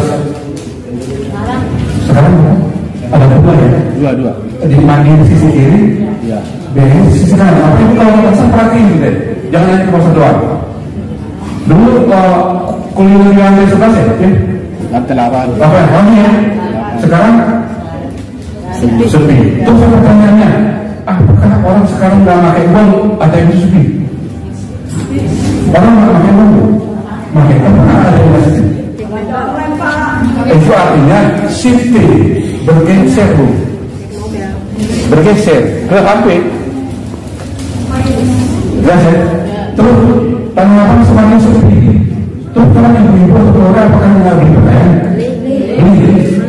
Online itu artinya shifting, bergeser tanah abang ke online. Itu namanya seperti ini diterangkan oleh saya harus dipahami. Karena itu daya beli tak? Daya beli. Orang tak beli kok online. Orang kalau untuk bulan untuk dari jalan mampu untuk kumpulan itu orang nggak beli buku daya beli. Orang buka di buku di online atau di PDF, bukan daya beli kan? Bergeser kan? Nah, bukan daya beli. Jadi sih, kemudian pas orang udah 100 tahun dulu dibangun juga, sampai dibangun dulu, sepi nggak? Kenapa?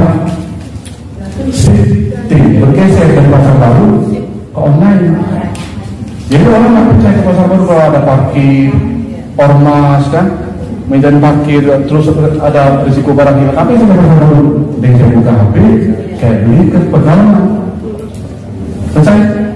Itu namanya safety atau distraction. Kemudian itu sepi kan? Sepi. Udah nggak ada lagi. Ada yang luar karena ada yang beli. Jadi kalau menjadi entrepreneur itu ada pelanggan, ada peluang. Betul? Ada pelanggan, ada peluang. Ya. Kemudian kalau di sini Nanti kalau saya jawab sama. Berapa speed? Bertambah speednya, bukan bertambah speed. Kemudian lebih kalau lebih lokasi binaan itu nggak tahu lah, punya saya referensinya. Betul. Nah, Bapak Ibu harus tahu menjadi entrepreneur itu harus tahu peluang, harus sensitif. Bagaimana perubahan itu terjadi, atmosfernya gimana. Jadi jangan jualan gitu, goreng terus ya. Harus belajar, harus diskusi, harus seminar. Mungkin menjadi kantin pasarnya berbeda sih. Karena ini banyak tutup pasar mebel banyak itu memperlemah ekonomi Jakarta, turun ekonomi Jakarta. Di situ ada lapangan kerja, di situ ada faktor produksi, kan ada kayu, ada angkutan ramai, di situ ada parkir, di situ ada kos-kosan yang terisi. Jadi kalau tanah abang sepi, gunung tutup, buku berbenah rumah, pasar raya tutup, itu ekonomi Jakarta turun dan lemah ya, turun apa lemah? Kuat apa lemah? Lemah. Ya, jadi siap-siap Jakarta itu menjadi kota global, tapi ada penurunan. Ya, disrupsi jangan dilawan, tapi berdamai. Ibu pernah ke Transmart? Pernah. Di Transmart itu tertulis, kita berada di Transmart, ya, tapi ngambil barang di Transmart. Itu namanya berdamai dengan disrupsi, jangan dilawan. Itu harus membuka mata pikirannya bagaimana diskusi itu menggerogoti usaha itu. Bapak Ibu itu harus jaga, harus entrepreneur, berusaha entrepreneur, semua entrepreneur. Mahasiswa harus mahasiswa trainer, jangan lagi mahasiswa bangsawan ya, yang kerja tuh. Jadi dia harus ada caranya bagaimana menjadi entrepreneur. Nanti kita satu slide agak lengkap saya jelasin. Agen batiknya kan sepi. Karena ini, ngapain saya beli batik di Jakarta? Beli batik di Jakarta itu mahal. Dia bayar sewa, bayar karyawan, bayar listrik yang tarifnya mahal. Terus apalagi yang harus dibayar? Otomatis batik-batik itu dijual mahal kan? Tapi kalau Bapak beli dari Pekalongan Kota Batik, tinggal buka HP, kirim, pulang. Jauh di bawah Batik Jakarta. Itu berarti kalau banyak agen-agen Batik Jakarta itu yang besar-besar begitu tutup, itu Jakarta bertambah sepi, bertambah lemah. Ya, lemah. Jadi di situ ada pajak PAD untuk APBD, di situ ada lapangan kerja, di situ ada faktor produksi. Jadi Bapak ini harus membuka mindsetnya menjadi entrepreneur. Kalau nggak entrepreneur sekarang susah Bapak Ibu, karena AI-nya semakin tinggi. AI, artificial intelligence, semua pakai AI, semua pakai robot. Karena orang sekarang susah diurus, mendingan suruh robot aja. Jadi kemudian dulu kalau kita mau masuk kantor di depan ada surat kabar Kompas, media Indonesia, Tempo. Sekarang kan terus kalau nggak ada orang nggak baca karena nggak bisa lihat atau gimana? Bisa baca. Bukan nggak bisa beli, ada di PDF-nya kan, ada di online. Berarti bukan persoalan daya beli, tapi persoalan teknologinya menjadi PDF dan dia sudah bisnis model, sudah ada faktor disrupsinya, ada faktor shiftingnya. Kalau istilah kerennya mega shift customer sekarang. Customer itu bergeser besar-besaran kemana saja, suka-suka hati dia nggak loyal. Mega shift customer behavior. Kemudian tadi orang habis ya. Dulu kan masuk Bapak Ibu 700.000 oplahnya per hari, sekarang 200.000. Itu ada di Jakarta. Berarti Jakarta melemah. Di situ ada pengangguran, ada bahan baku yang hilang, terus ada kos-kosan yang mungkin sepi. Jadi Jakarta PAD-nya mungkin nol. Jadi Jakarta menjadi kota global harus melakukan ekstra keras pemerintah dan warganya dan perguruan harus melakukan self disruption. Jangan dilawan. Kayak Bluebird tidak melakukan disrupsi, tapi dia masuk ke aplikasi Gojek ya. Betul ya, murah pintar ya. Jadi bagaimana Bluebird itu masuk ke aplikasi Gojek, jadi kita lihat Gojek di situ. Itu namanya berdamai dengan disrupsi. Jadi jangan dilawan, jangan kompetisikan kolaborasi. Lanjut. Nah banyak Bapak Ibu, banyak disrupsi, banyak ini sih lupa disrupsikan orang nasional perbankan dulu di lokal itu banyak kan kita antri, sekarang sepi kan, itu berarti kegiatannya sudah berkurang, kertas stoknya sudah berkurang, antrinya berkurang, itu berarti memperlemah ekonomi Jakarta ya, turun berarti kan. Itu ada ikan, ada pajak, ada orang yang kerja di situ. Itu berkurangnya penggunaan mesin ATM. Tadi cerita, ada yang cerita ada sekarang? Nama?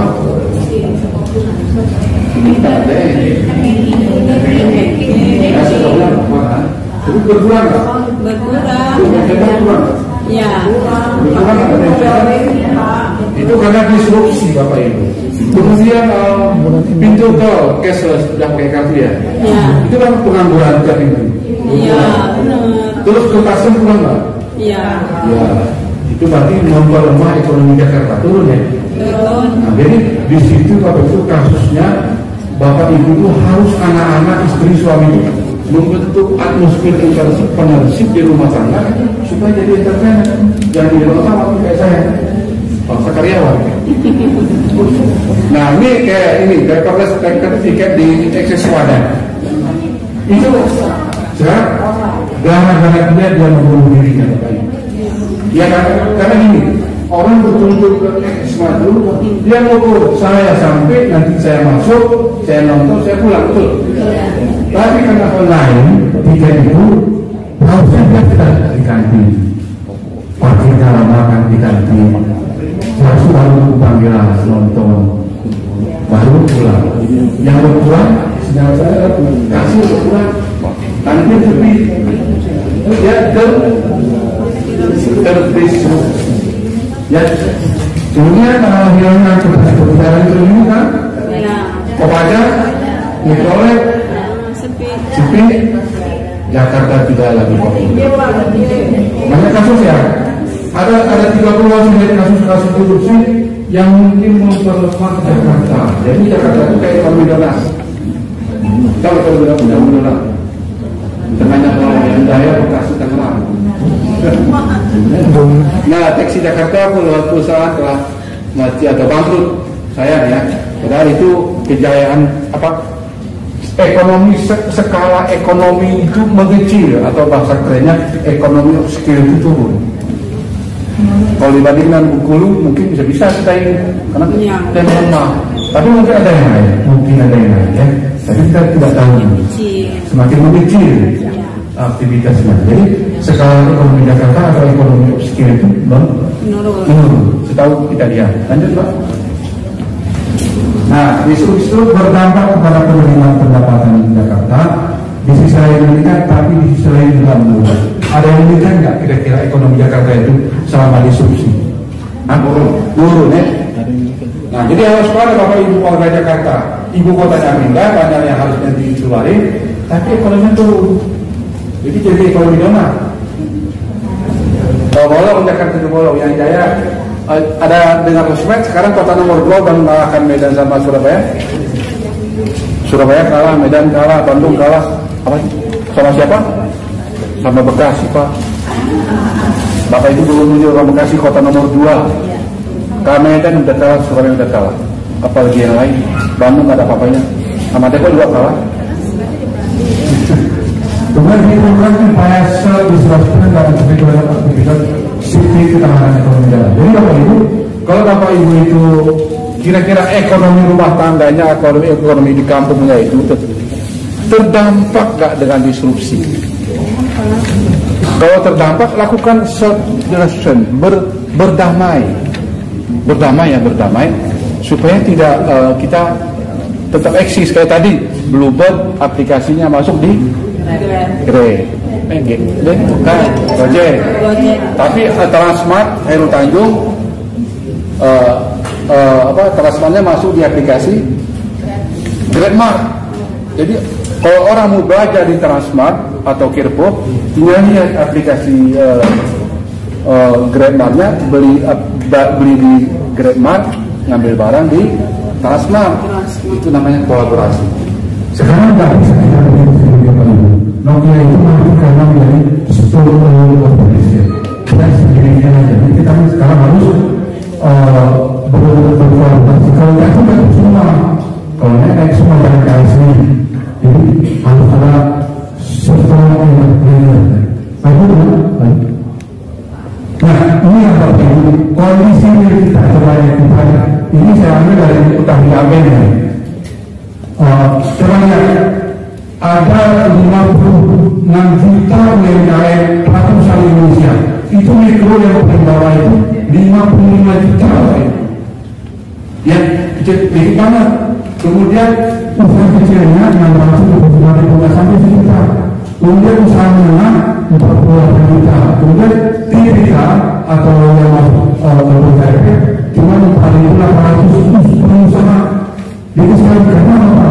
Karena jiwa entrepreneurnya nggak ada, usaha aja. Jadi kualitas. Kita lanjut kan? Sudah. Bapak Ibu bagaimana Bapak Ibu kalau jadi entrepreneur untuk membuatkan ekonomi daerah, bagaimana naik kelas kalau awalnya mikro, kemudian kecil, kemudian menengah, kemudian TPK. Jadi sukses itu adalah terakhir di TPK. Ada yang sudah TPK usahanya? Susah. Yang pertama ketika itu boleh menikah kalau kedua sulit karena kompleksitasnya tinggi karena perempuan bagus. Kedua, nah ini kalau itu 98% usaha kita itu mikro ya kan? Kita ini dapat terlalu bangsawan. Jadi dulu kalau saya punya ya ada yang besar. Rasanya kalau dia mulai dari kerja sudah jadi. Kalau kerja di depan tidak jadi. Itu kalau kerja pokoknya harus semua. Nggak mau dia benar-benar tidak mengajak dia dari tukang apa. Kalau tadi dari dokter gigi, Pak Jika dari usaha pemilik saya kira, kemudian si putra orang ini sama. Nah, usaha kecil cuma 1%, usaha menengah 0,09%, usaha TPK 0,01%. Lalu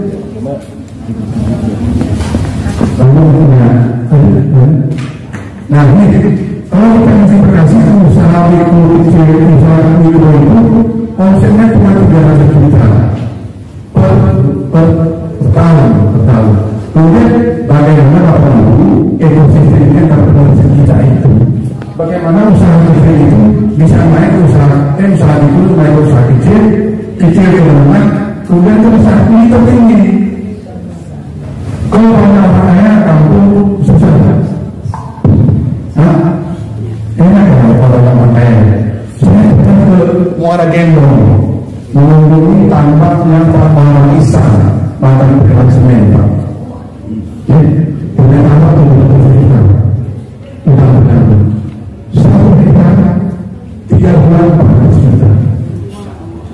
Mana Bapak Ibu kita harus berbagi kalau itu kasih mau bisa. Padahal itu membantu bagaimana?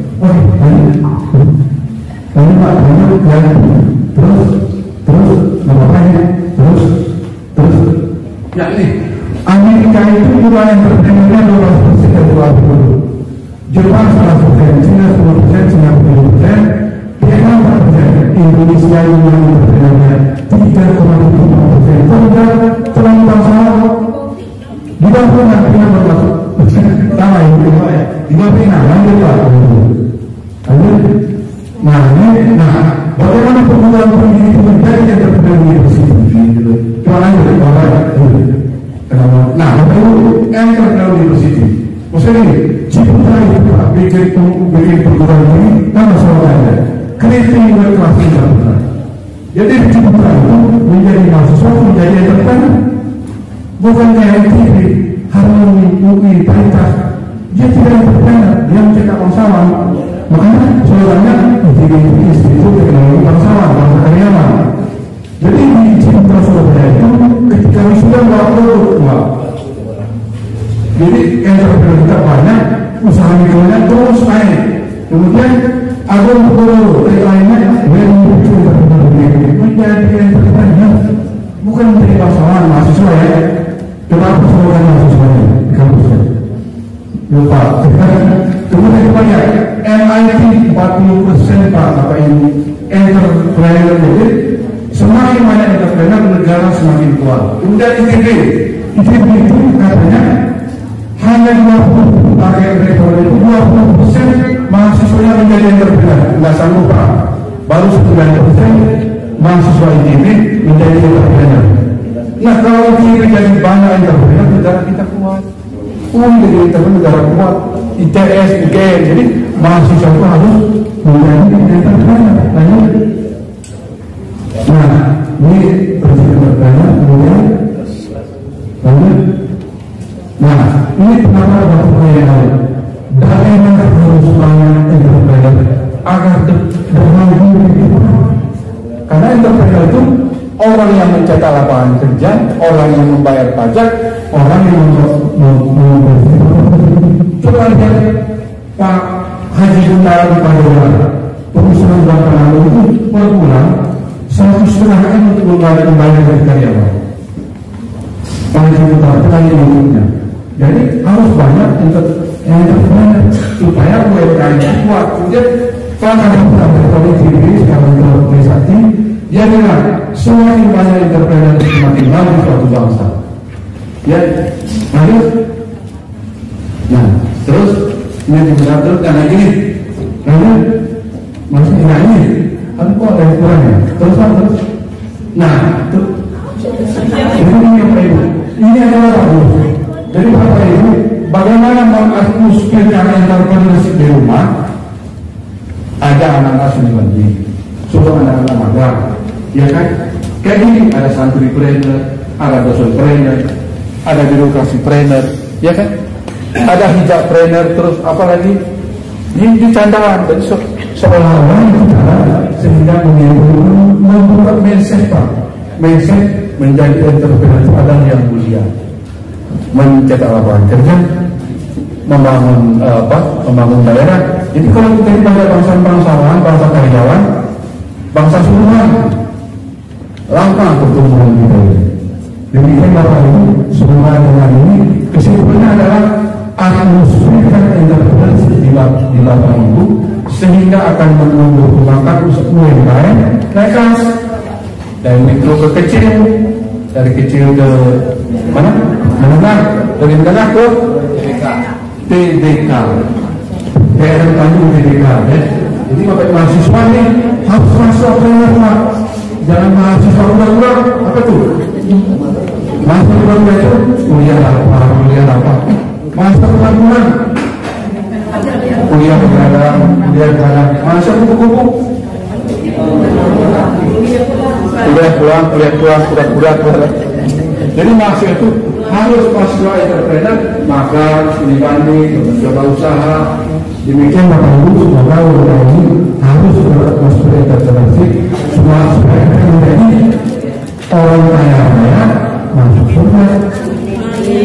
Demikian, assalamualaikum warahmatullahi wabarakatuh.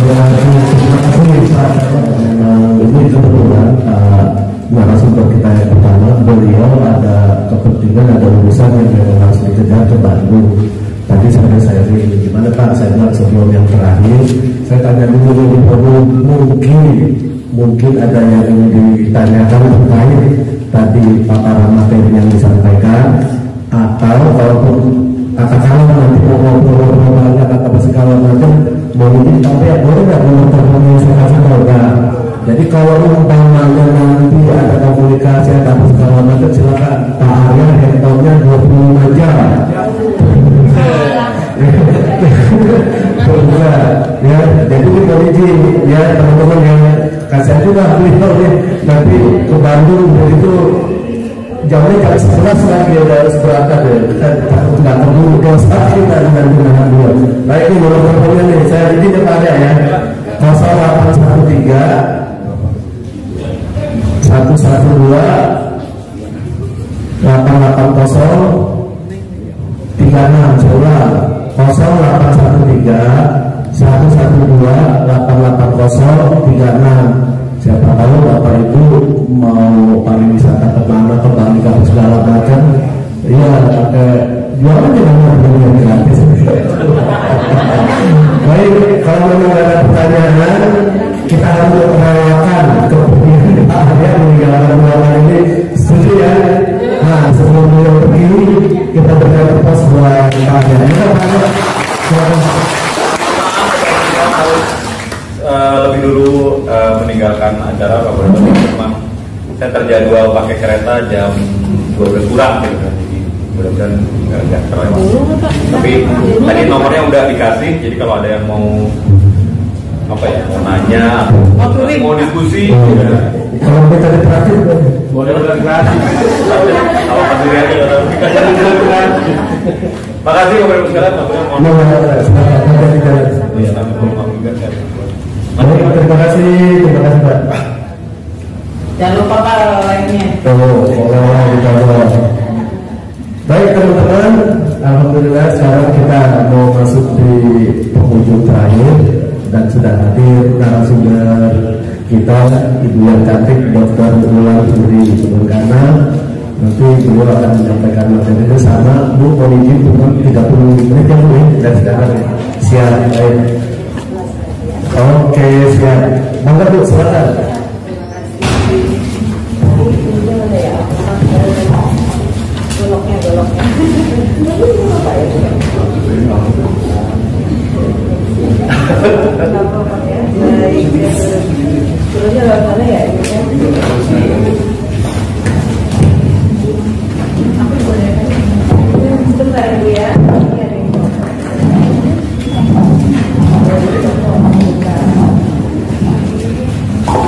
Contoh bahaya ya.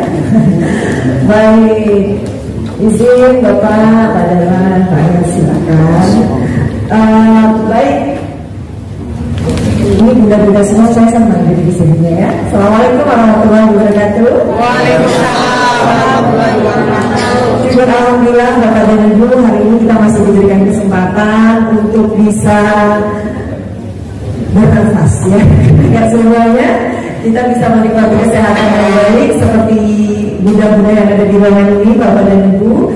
Dan tentunya rasa syukur ini kita implementasikan di berbagai kegiatan yang positif supaya kualitas hidup kita lebih baik.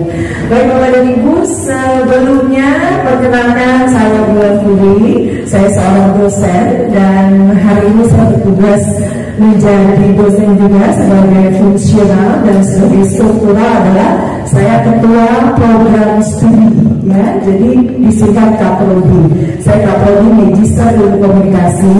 Bapak dan Ibu kalau ingin meneruskan S2 di Institut Setiawan boleh menghubungi saya.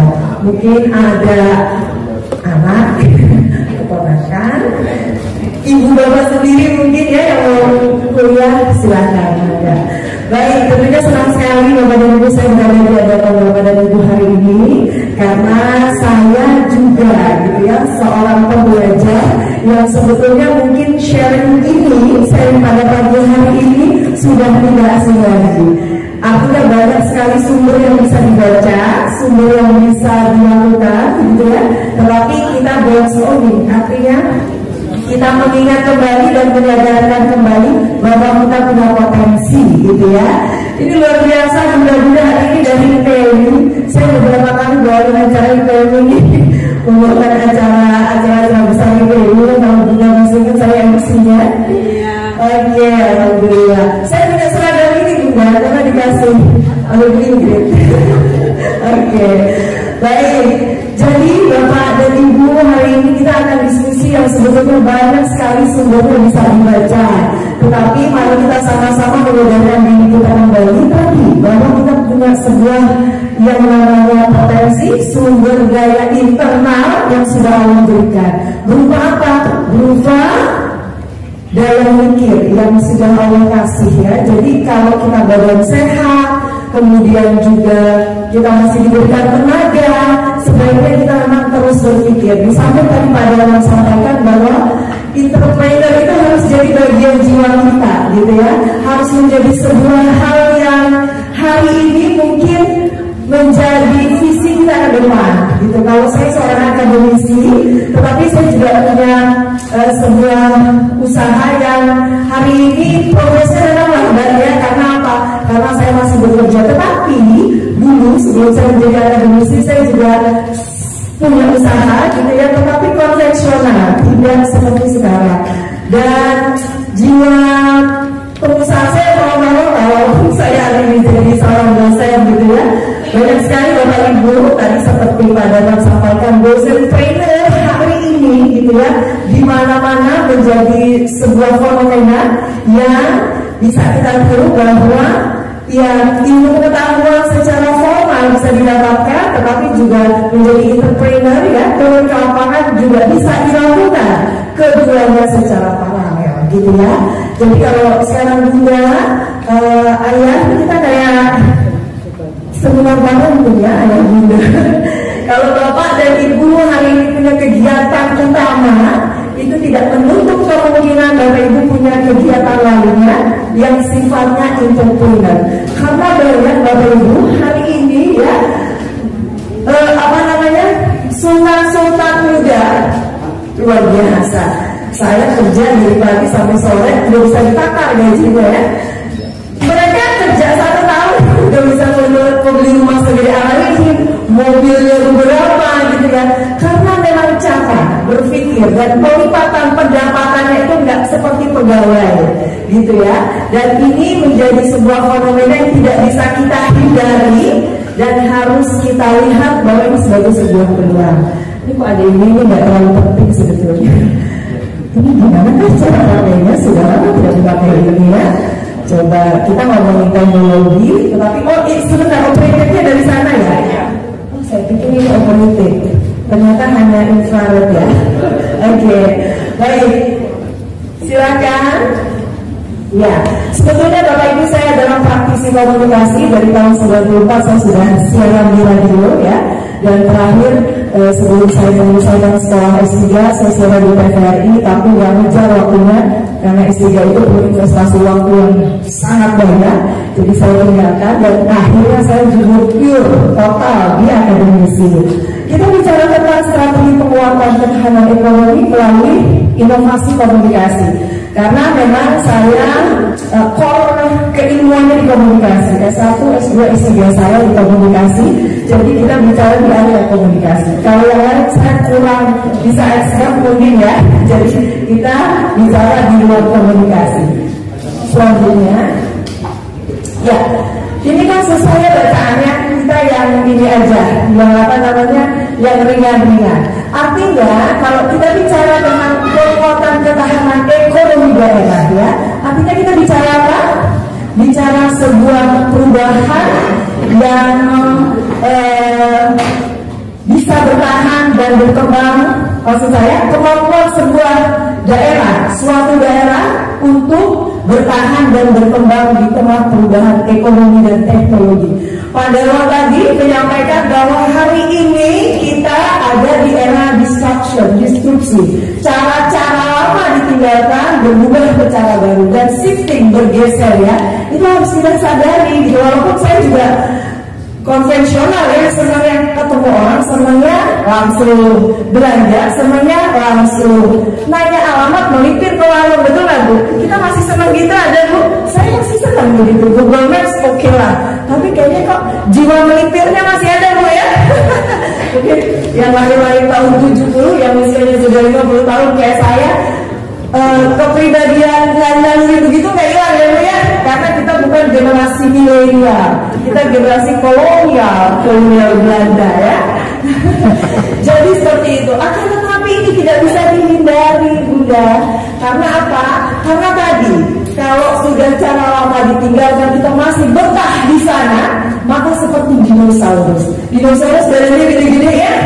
Kebayang kalau dinosaurus masih ada hari ini kita gimana ceritanya?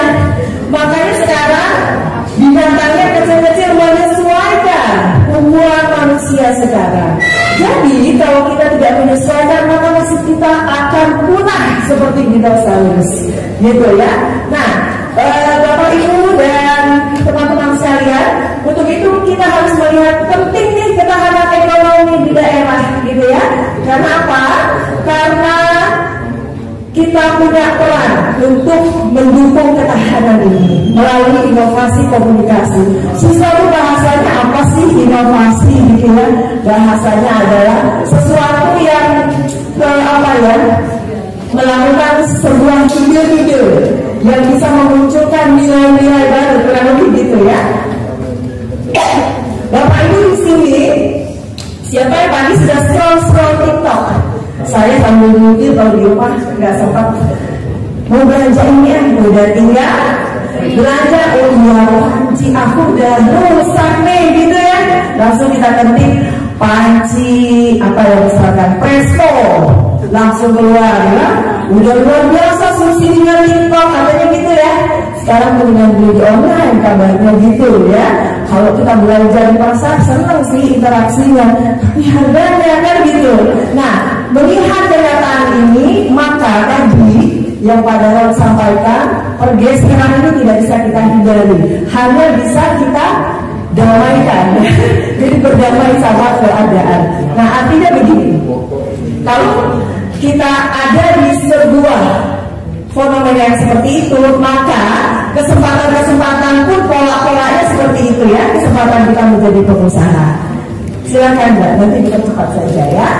Nah, kemudian tentunya kalau kita mau jadi entrepreneur ada tantangannya, baik tantangan internal ataupun eksternal ya. Kaitan dengan ekonomi daerah, apa sih tadi? Bapak sudah sampaikan ada disrupsi, kemudian ada perubahan pola bisnis, ada kesenjangan digital antar daerah. Pak Bu, ada yang masih nyari sinyal di atas pohon? Ada? Ya iya Bapak Ibu, tinggal di Jakarta ya. Sekarang masjid-masjid besar saja sudah disediakan wifi. Makanya sekarang masjid rame karena anak-anak mau numpang wifi. Tapi alhamdulillah jadi rame itu dipancing sama wifi yang kencang. Gimana caranya pada main ke tempat ibadah supaya lebih baik ya. Saya setuju gak masalah ya. Numpang wifi doang, kok enggak apa-apa. Pertama numpang wifi, nanti kesananya lihat orang baik-baik, mudah-mudahan yang belum baik jadi ikut baik ya. Baik, nah artinya kesenjangan antar daerah ini saya, Bapak Ibu mengisi beberapa literasi digital ke daerah-daerah. Waktu pandemi itu masih banyak loh yang cari sinyal. Bapak Ibu coba kalau kita lihat berita-berita waktu pandemi, ada anak-anak yang bawa handphone jaraknya jauh dari rumahnya. Dia duduk di pinggir jalan karena mau mendengarkan gurunya Zoom. Padahal nggak boleh keluar juga karena kan masih social distancing kan, harus menjaga jarak. Tapi gimana karena kondisinya begitu. Dan kita tidak seperti itu betul karena kita kota besar. Artinya keberuntungan yang kita miliki tidak semua dimiliki oleh orang-orang di daerah ya. Jadi kalau bicara digitalisasi ini nggak pernah tak Bapak Ibu ya sebetulnya. Nah, oleh karena itu kita sebagai warga yang beruntung yang punya akses digital, akses internet lebih bagus dari yang di luar, kita harus memanfaatkan ini.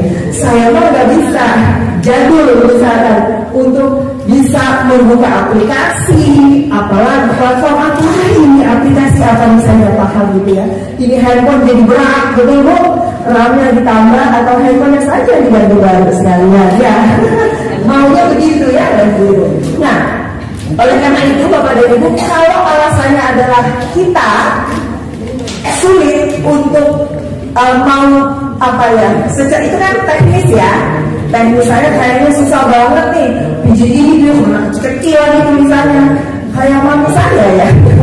Kayaknya udah pokoknya WA aja yang lain nggak mau gitu ya. Tapi seru ibu-ibu sekarang lihat videonya nggak berhenti-berhenti ya. Coba bunda ngaku ya kan. Wow di jam segini ya ampun datang-datang belum direbus ya. Kelupaan, keenakan lihat video. Itu kayak disihir loh, betul nggak? Ya Bu ya, aku ya Ibu ya. Ibu begitu. Kemudian oh gosip itu ya iya padahal kita nggak kenal. Tapi itulah ya. Jadi komunikasi hari ini itu sifatnya menyihir, betul nggak Bapak Ibu? Ini sihir ya. Jadi Bapak Ibu luar biasa, pinjol juga jadi di mana-mana. Karena gampang sekali nawarinnya dan kita gampang tertariknya, dan kemudian apa? Susah bayarnya. Saya berdoa kali telepon orang karena nomor ibu ada di handphone. Saya bilang kacau nih mahasiswa saya pula ya, kacau, merepotkan orang lain ya. Nah, jadi teman-teman Bapak dan Ibu sekalian, bahwa tantangannya di daerah itu seperti itu ya. Kesenjangan diantaranya ada kesenjangan digital antar daerah. Silakan. Nah, ketika bicara tantangan pasti ada peluang ya. Di dalam kesulitan ada kemudahan ya. Surat apa tuh Bu? Alhamdulillah ya. Artinya semua berlaku di setiap keadaan, bahwa ketika kita menemukan tantangan, di situ ada peluang. Kalau kita ngomong kesulitan jadi sulit ya. Jadi konotasinya negatif. Jadi kesulitan kita framing kalimatnya menjadi tantangan ya. Oke. Jadi apa aja peluangnya? Ya, kita bisa lakukan melalui inovasi komunikasi. Satu, e-commerce dan pasar digital. Bapak Ibu siapa di sini yang main Facebook? Main Facebook banyak. Ya banyak. Tapi survei membuktikan bahwa Facebook itu adalah sebuah sosial media yang cenderung lebih adult, dewasa, betul nggak? Kalau anak-anak biasanya remaja di Instagram, ya. Jadi kalau Bapak Ibu jualan panci, ya, jualan apa lagi? Baju, oke, bisa Facebook, bisa Instagram. Jualan yang ibu-ibu banget deh. Kue, biasanya di mana? Instagram. Ya, walaupun ada juga, di Facebook, walaupun ada juga di Instagram. Jadi kita harus bisa melihat, mengkomunikasikannya ke platform mana nih, ke sosial media mana nih, gitu ya. Kalau yang umur-umurnya membutuhkan hal tersebut, maka yang efektif adalah ke Facebook. Nah, kalau anak-anak muda sekarang ya, banyaknya kan flexing, betul ya. Pokoknya saya juga punya teman luar biasa, setiap setengah jam itu posting sedang ada di mana, dengan siapa, gitu ya. Jadi luar biasa lah. Apapun tujuannya orang-orang gitu ya, tetapi kita harus tahu di dalam sebuah sosial media ada hal yang sebetulnya ingin dikomunikasikan, gitu ya. Dan kita sebagai seseorang yang mau menumbuhkan jiwa usaha kita, entrepreneur kita, anggaplah semua adalah calon pembeli kita, gitu ya. Jadi it's okay, random saja, lempar saja, kemudian kita komunikasikan. Bapak dan Ibu, kalau di dunia kampus, karena saya dari area komunikasi, ada yang namanya copywriting, cara menulis konten. Ya, jadi hari ini tangan cuma begini-begini doang aja. Yang ngomong bener-bener, omsetnya bisa sehari 15 juta. Gue nggak ngomong tangannya doang begini-begini. Gue mah nggak pintar ngomong, kan gue jalan itu aja. Biar semua ngomong, terus putar-putar, barangnya ke depan alam. 15 juta sehari. Bapak Ibu sebulan 15 juta ya. Jadi banyak sekali yang bisa dikomunikasikan, entah itu melalui media yang sifatnya mungkin teknologi ataupun dengan narasi kita ya. Kalau Bapak dan Ibu punya kelebihan bisa berbicara, itu bagus ya. Tetapi saya melihat bukan saja hanya produk, tetapi misalkan skill, knowledge. Saya lupa nama akunnya, tapi dia berbicara tentang apa? Jangan lupa ya, kalau mama telepon segera angkat. Karena kita tidak pernah tahu mama kita bersama kita kapan, gitu ya. Maksudnya masih bersama kita itu kita nggak tahu, gitu. Jadi kalau mama telepon angkat, cuma ngomong gitu dong Bu. Followersnya yang lain ribuan, ibu-ibu yang ngomong juga ya, usianya sudah 65 something. Jadi sebetulnya kalau itu kan konten edukasi ya, nggak masalah. Tetapi kan yang namanya TikTok, dia punya algoritma Ketika nanti kita punya usaha dan followers kita banyak, mungkin diawali dari itu kan ya, dari tadi konten-konten edukasi. Nanti sudah terbentuk pangsanya. Jadi Bapak dan Ibu nggak salah sih joget-joget di TikTok juga happy, oke. Tetapi kalau ada konten edukasi yang memulai kita untuk bisa menjadi konten kreator, kemudian kalau nanti bisnis jadi bisa supporting bisnis kita, kenapa nggak kita lakukan sekarang? Gitu ya. Cari konten-konten ini gampang. Hari ini gampang sekali. Saya punya TikTok. Saya sudah sebulan 2 bulan ini nggak aktif karena saya harus mengurus akreditasi kampus. Wah, jadi pusing gitu. Ngurus dokumennya itu luar biasa. Makan waktu, akhirnya saya nggak banyak bikin konten. Sebetulnya sih itu alasan dan pembenaran. Di sela-sela itu sebetulnya bisa. Tapi memang kepala saya sedang di dokumen akreditasi, jadi nggak konsen. Artinya gini, saya bikin konten edukasi, nanti Bapak dan Ibu bisa buka, karena pokok bahasan saya itu tentang komunikasi antar pribadi atau interpersonal communication. Saya carinya di mana, Bu? Di AI. Ketik aja komunikasi antar pribadi orang tua dan anak, apa ya, set keluar tuh. Beri saya judul, kan AI itu kita harus lakukan kayak teman. Halo sayang, halo, dia bilang gitu. Bantuin aku dong. Oke, saya siap bantu, kurang lebih kata-katanya itu ya. Tolong beri judul saya komunikasi antara pribadi orang tua dan anak. Contoh-contoh judul keluar.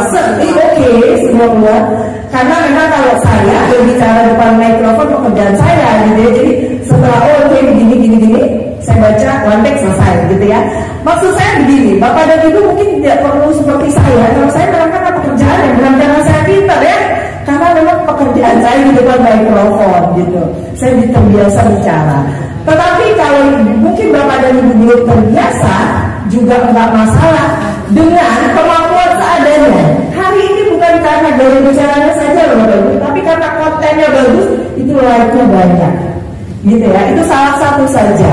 Bagaimana kita memanfaatkan inovasi komunikasi ini menjadi sebuah membentuk ya visi entrepreneur. Awalnya dari konten-konten edukasi, kesananya mungkin kita suatu hari punya bisnis ya. Saya lupa ustazah siapa namanya ya. Waktu itu tuh cuma ngasih konten ceramah aja. Hari ini endorse-nya banyak, betul kan? Banyak seperti anak saya. Malah anak saya nggak itu ya, nggak talking, nggak bicara, dia hanya begini-gini terus bawa barang gitu ya.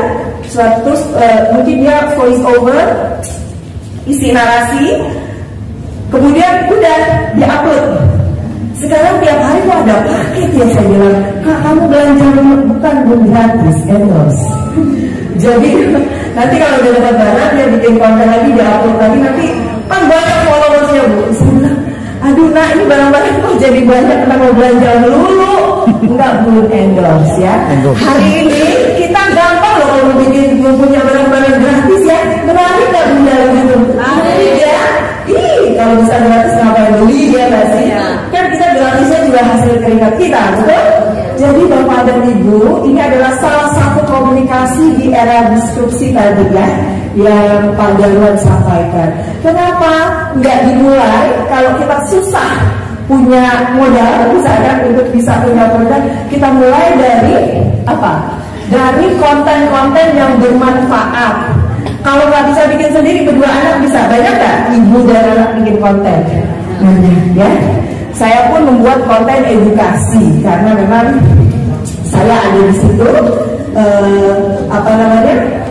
Semua tulisan, jurnal, karya ilmiah saya, disertasi saya itu tentang komunikasi interpersonal. Maka saya ingin memiliki kepakaran di situ, sekalian saya bikin konten di situ, gitu ya.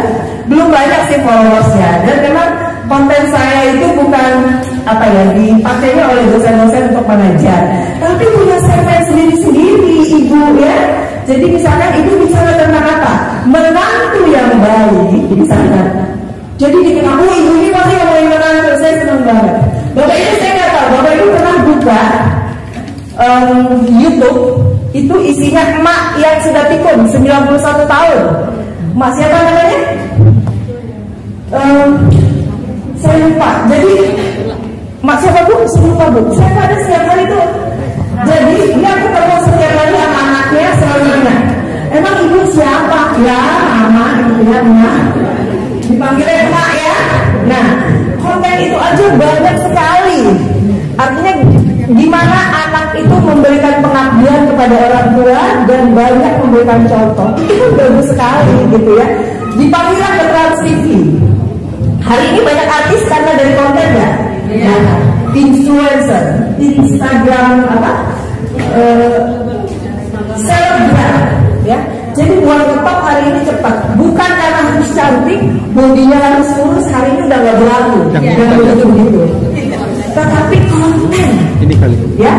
Nanti cakepan nyusul Bu. Kalau kita tidak punya penyakit PKU, penyakit kurang uang, akan cantik sendiri, betul kan? Ya. Jadi udah apalagi ibu udah basicnya udah cantik gitu ya, udah pasti makin cantik kalau punya uang ya. Sekarang juga punya uang sebetulnya ya. Jadi gitu Bapak Ibu, memberikan wawasan yang sederhana itu saja dulu ketika memang Bapak Ibu belum bisa punya usaha dikarenakan tadi halangan. Bu, tapi kan saya malu nggak pernah bisnis misalnya, nggak pernah ngomong depan kamera apa, pasti cuma tangan gini-gini doang 50 juta sebulan. Afiliator, sekarang juga afiliat ya, afiliat itu luar biasa penghasilannya. Aduh, kalau Bapak Ibu mungkin hari ini bingung dengan cara komunikasi, sekolah konten kreator buat pemula juga banyak. Ketik di TikTok sekolah konten kreator untuk pemula. Misalkan kalau mau jadi konten kreator, tapi kalau mau jualan kayak siapa? Saya lupa. Bekas istrinya Nazar itu siapa? Musdalifah. Bu Musdalifah itu bukan seorang public speaker, tapi hari ini jualannya luar biasa. Satu rumah barang semua, 2 rumah 9 Bu, tapi kan dia punya modal. Lama-lama Bapak Ibu, saya belajar dari, saya nggak tahu, mungkin ada Bapak Ibu di sini yang pengusaha sembako ya. Kalau omsetnya itu berputarnya luar biasa dan memberikan tentunya keuntungan untuk agen besar, dia akan diberikan dulu baru bayar belakangan, betul nggak? Jadi dijual dulu. Dan sekarang dagang hari begini itu gampang. PO dulu, betul nggak? Ya, PO dulu. Langsung buat bisnis. Dia bikin gitu ya. Itu luar biasa jualan jilbab aja. Kalau dulu laku 10-20 jilbab habis harus seharian nungguin toko, betul? Hari ini 2000 pieces. Oh, dan itu luar biasa. Dan memang udah nggak bisa dihindari. Memang sudah begitu dan memang jauh lebih murah ya. Nah, yang saya maksud adalah Bapak Ibu bisa memulai itu dari skill kita. Kalau kita nggak punya modalnya, mudah-mudahan sih ada orang linglung yang kasih kita modal 2M ya. Sehingga kita bisa produksi. Kalau nggak bisa produksi, afiliasi ya. Jadi jangan bicara tentang inovasi komunikasi bukan berarti Bunda harus pintar berbicara. Nggak mesti. Sekarang ada mesin diwakili oleh ya. Ada mesin. Ada apa lagi ya? Ada tulisan yang muncul aja, kita nggak usah ngomong, ya enggak? Yang penting main di testimoni atau yang mudah aja lewat WA. Hari ini Open PO Risol ya kan? Silakan Selasa akan meluncur misalkan pesan real, padahal kita belum ada modal betul. Mereka kan PO pasti apa? Ngasih langsung ke kita jadikan modalnya cuma modal PD tuh Pak. Jadi salah kalau sekarang kita berpikir bahwa usaha itu harus punya modal, apalagi modalnya besar. Nggak perlu tempat hari ini ya. Udah rumah kita sementara prihatin lah, jadikan stok barang ya, nggak masalah. Silakan. Ya, nanti kita cepetin aja ya. Ini kayaknya bahasa yang juga saya malas ngomongnya ya, kemudian kita yang santai aja. Tetapi Bapak dan Ibu yang harus kita lihat adalah apa? Pendidikan dan pelatihan digital dari yang gratis, berbayar sama bootcamp yang nyimak itu banyak ya. Jadi hari ini banyak tutorial yang bisa kita ikuti. Seharusnya kita bisa jadi lebih sukses karena udah banyak hal-hal yang mengingatkan dibanding zaman dulu ya. Saya siaran tahun 94 itu masih pakai penyiar hitam. bola yang jadi susah banget gitu ya, harus operated sendiri, harus segala macam. Sekarang udah tinggal ngomong karena ada mesin semuanya ya. Dan dulu bisa gitu, artinya sekarang bapak dan ibu harusnya lebih bisa karena tutorialnya banyak. Waktu saya tinggal 3 menit lagi bapak dan ibu, yang jelas pesan saya adalah saya mewakili akademisi bahwa belajar tidak boleh berhenti, belajar apapun yang baik ya, terutama adab dan akhlak itu udah pasti nomor 1 ya. Yang lainnya adalah belajar bagaimana mengembangkan diri melalui komunikasi, baik itu komunikasi verbal ataupun non verbal. Menjadi entrepreneur itu tidak harus ada wujud barangnya, tetapi kalau bapak dan ibu lewat skill komunikasi juga bisa, sangat bisa ya. Sudah banyak contohnya, saya tidak bisa memberikan contoh satu-satu, tetapi banyak sekali orang-orang yang berhasil melalui komunikasi tanpa dia bicara ya, itu banyak. Jadi hari ini bapak ibu, kalau bapak ibu punya kelemahan di bidang komunikasi, browsing saja menjadi content creator tanpa berkomunikasi ada. Jadi sekarang masalahnya bukan bisa nggak mau apa enggak gitu ya. Terima kasih bapak dan ibu, mudah-mudahan bermanfaat dan kita selalu sehat, diberikan semangat untuk bisa berkomunikasi dan dari verbal ataupun verbal. Terima kasih, selamat siang. Assalamualaikum warahmatullahi wabarakatuh. Baik, Bapak Ibu teman-teman sekalian, karena masih ada waktu kurang lebih 15-30 menit, kita manfaatkan waktu ini untuk seperti tadi yang sudah saya sampaikan, kita sharing, brainstorming, kita tanya jawab kepada narasumber kita. Nanti sebutkan nama dan unsur mana, perawatnya nggak usah kepanjangan, gitu kan, begini-begini yang ditanya cuma nomor 1, gitu kan, nggak bagus juga. Jadi kita langsung aja, mungkin per kelompok aja kan ya, peserta ya. Oke, saya lempar dulu kepada ini nih, tim PKK. Ada yang ingin ditanyakan, silakan. Silakan ya. Ibu dari tim PKK ya, silakan Bu, namanya juga dari diri Bu, diri sebutin lagi. Mungkin Pak jalan tema karena tadi Ibu mengenalkan pendidikan ya. Saya dari Priwati dari PKK Kota Jakarta Pusat ingin menanyakan, ketika kita ingin melanjutkan kuliah, tapi sebelumnya sudah semester 6, mungkin SMP 3-1 tahun, apakah nanti ketika daftar lagi mengulang kembali atau melanjutkan? Terima kasih saja.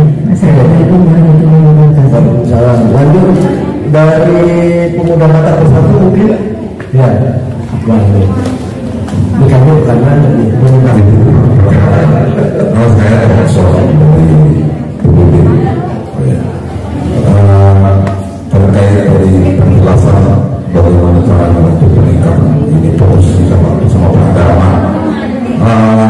Penjelasan sudah kita terima tadi, tapi yang terjadi kan saat ini diskusi kita dipaksakan kita untuk di era perkembangan digital. Sementara masyarakat ini kan masih banyak yang belum mampu untuk mengejar itu. Kita dipaksakan, itu program sangat bagus dari pemerintah. Tapi rakyat Indonesia ini kan jangankan di daerah luar, di daerah pusat ini masih banyak. Tapi pemerintah tidak membuat solusi bagaimana caranya ini. Salah satu contoh ya, seperti yang sudah Pak jelaskan tadi, bahwa yang itu yang berkembang itu contoh solusi. Itu kan perusahaan, jadi artinya jadi ke suatu perusahaan yang besar, banyak membuka usaha-usaha, tapi hasilnya restitusi daripada orangnya itu yang bukan lainnya itu ya, yang itu. Ada akhirnya ini masyarakat ini makin miskin. Salah satu contoh di pasar Senen ya, itu kan banyak pedagang Pak. Setelah ini terjadi ini perubahan digital ini banyak pengangguran. Paralelnya kan digital. Jadi pertanyaan saya, gimana caranya Pak mendongkrak agar ekonomi lemah ini bisa makin baik? maju dengan sistem itu, apakah layak seharusnya ini ke masyarakat yang belum mampu itu? Itu aja Pak Sari, Pak. Terima kasih. Baik, terima kasih Pak Roson ya. Lanjut dari apa ya? Forum Komunikasi Bela Negara mungkin. Lewat. Oke, lanjut dari Ikatan Pengusaha Muslim Indonesia. Ya, Ibu. Ya.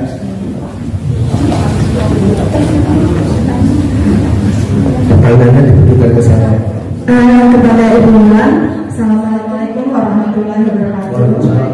Saya Ibu Bawati dari IPMI. Langsung aja ya Bu Mulan, tadi seperti yang Ibu katakan, memang saat ini sudah masanya era digitalisasi, semuanya serba digital.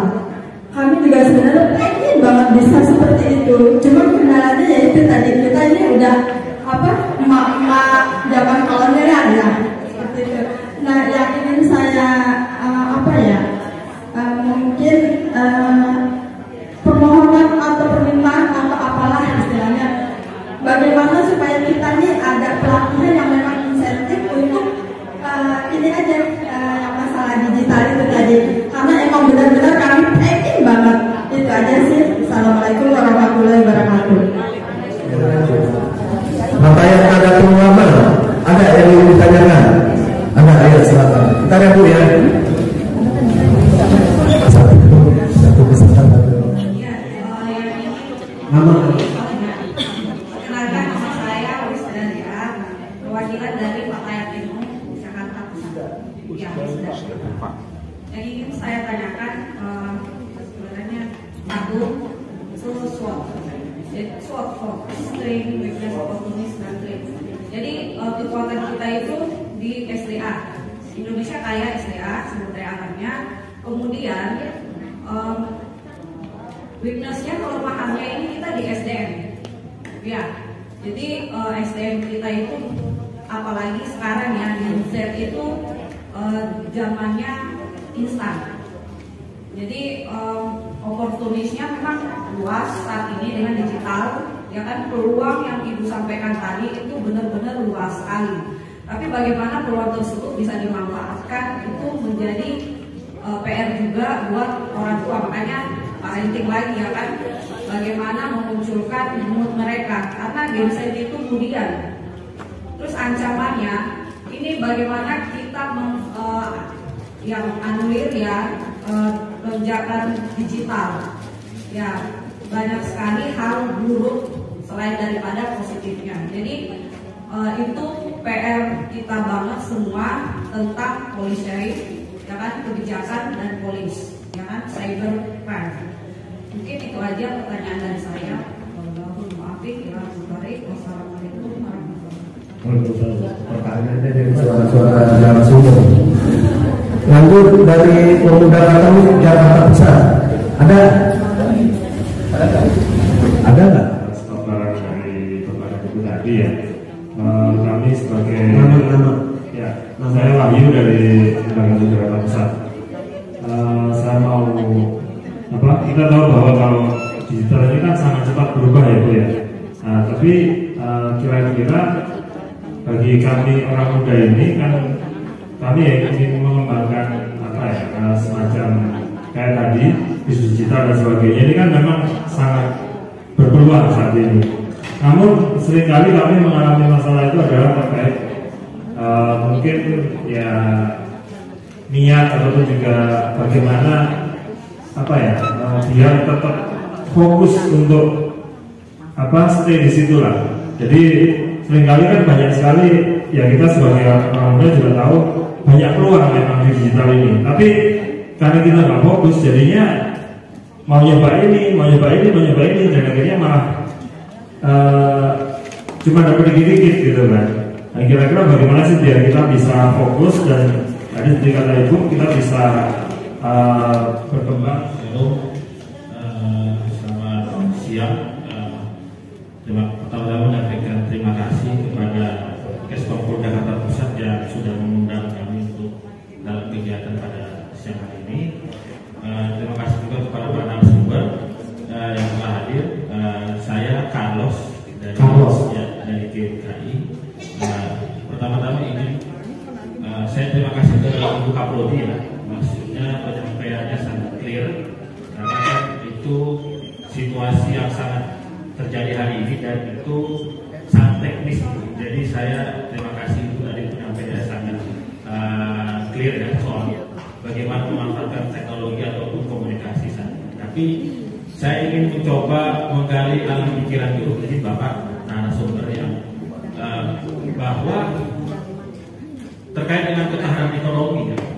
Karena kita tahu bahwa sekarang Jakarta sudah tidak lagi jadi ibu kota.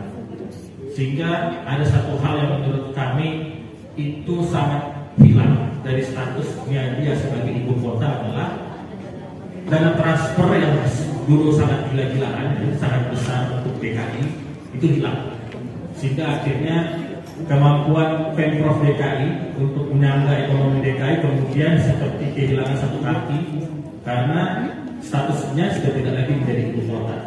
Sehingga pemerintah provinsi itu harus mencari dana, mengkompensasi kehilangan dana itu dengan mencari dana lagi, ya kan? Mencoba untuk menarik lagi ketertarikan terhadap ibu kota DKI. Sehingga perlu adanya pemasukan-pemasukan yang lain daripada mengandalkan dana transfer dari pemerintah pusat. Sehingga saya ingin mencoba bertanya kepada Bapak. Gitu. Bapak tadi bilang terkait dengan disrupsi. Maksudnya adalah selain disrupsi, apa saja sih yang harusnya digali dari kemampuan Pemprov DKI mencari dana itu? Seperti itu, mencari pemasukan lain selain daripada kita tahu memang perubahan teknologi itu sedang terjadi, tetapi itu perlu waktu, ya kan? Apa yang harus dilakukan secara cepat dengan kemampuan yang harus dimiliki oleh Pemprov DKI saat ini atau juga pemerintah kota Jakarta Pusat saat ini? Itu yang pertama, Pak. Terus yang kedua, Pak, adalah kita tahu bahwa permasalahan kedua saya mungkin tadi simak terkait dengan daya beli masyarakat, ya kan Pak? Saya rasa bukan daya beli masyarakatnya yang melemah, Pak. Memang harganya yang semakin mahal. 50.000 yang kita punya ini kan sudah tidak lagi bisa untuk beli ini, hanya beli barang-barang tertentu saja, seperti itu. Nah, mengintervensi barang yang sudah naik ini, jalur produksi dan distribusinya kan semakin lama semakin panjang. Orang banyak bermain di situ. Dan kemudian ada pungli juga di situ. Nah, seperti itu. Nah, itu yang kita belum lihat. Nah, bagaimana pandangan Bapak terkait dengan hal itu? Karena itu bisa diintervensi dan kemudian menurunkan harga masyarakat barang dan masyarakat yang lebih bahagia. Oke, begitu. Terima kasih. Perkenalkan, nama saya Nubaiti dari Sehati. Saya mau menyambungkan dengan Bapak narasumber yang kedua. Saya tahu Pak, kenapa toko buku sekarang tutup? Karena anak SD sekarang tidak memakai buku lagi dalam belajar di 6 mata pelajaran yang inti: matematika, PP, IPS, IPA, bahasa Indonesia, satu lagi seni rupa. Itu anak saya itu harus memakai HP. Di seminggu itu 3 kali dia diharuskan membawa HP karena tidak ada buku yang dia bawa. Karena semua harus pakai HP dan yang tidak mempunyai HP, pihak sekolah menyediakan proyektor. Kemarin kami diundang para orang tua ke sekolah dengan berbicara dengan mungkin apa ya istilahnya ya Bu ya, pendek apa sih Bu, saya nggak ngerti ya kan. Itu dia menjelaskan, tapi dia tidak menjelaskan dari awal. Akhirnya saya tanya, apakah itu memang dari pusat atau hanya orang jualan internet? Nah ya kan, terus dia mengatakan karena itu dari pusat dan ternyata sudah berlaku untuk yang menengah ke atas level dari sekolahnya, baik itu dari tingkat SD, SMP, SMA, nggak tahu ya kalau perguruan tinggi saya nggak tahu ya.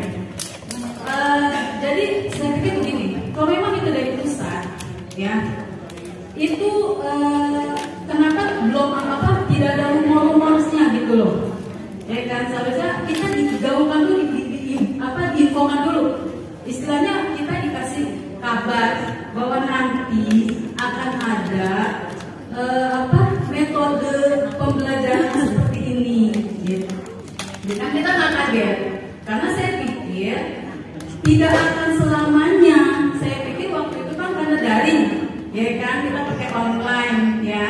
Nah terus ternyata berlanjut ujian itu waktu itu anak saya waktu kelas 6, ya. Kebetulan anak saya sekarang nih yang SD ada kelas 4, dari kakaknya tuh yang SMP itu dari daring sampai ujian itu pakai online. Terus ada lagi, sebentar Pak, ada lagi yang bukunya itu memakai barcode. Nah saya pikir hanya bukunya aja yang ada barcode. Ternyata sekarang lebih parah, tidak ada buku. Nah maksud saya, apakah pemerintah pusat sudah efektif memikirkan untuk yang ke bawah, gitu kan? Paling tidak anak itu harus mempunyai HP sendiri, gitu loh. Jadi apakah metode digitalisasi ini sudah benar-benar mensejahterakan atau ya oke lah, pemerintah mungkin ingin membuat Indonesia itu lebih maju, ya. Tapi apakah sudah memikirkan dampaknya, gitu loh? Kan harus punya HP, harus punya kuota, kayaknya. Itu aja kayaknya. Terima kasih. Mohon diperhatikan, mohon disambungkan, karena saya tidak punya akses ke sana. Terima kasih Bapak Ibu. Assalamualaikum warahmatullahi wabarakatuh. Salam buat Elsi sama Erwin. Kita sudah bilang ini ya, waktu bertanya lama amat. Oke, baik teman-teman, mohon disimak dari pertanyaan teman-teman, mudah-mudahan semuanya bisa dijawab oleh kedua narasumber kita. Kata dulu nih, ini dulu ada kartu. Oke, Bapak.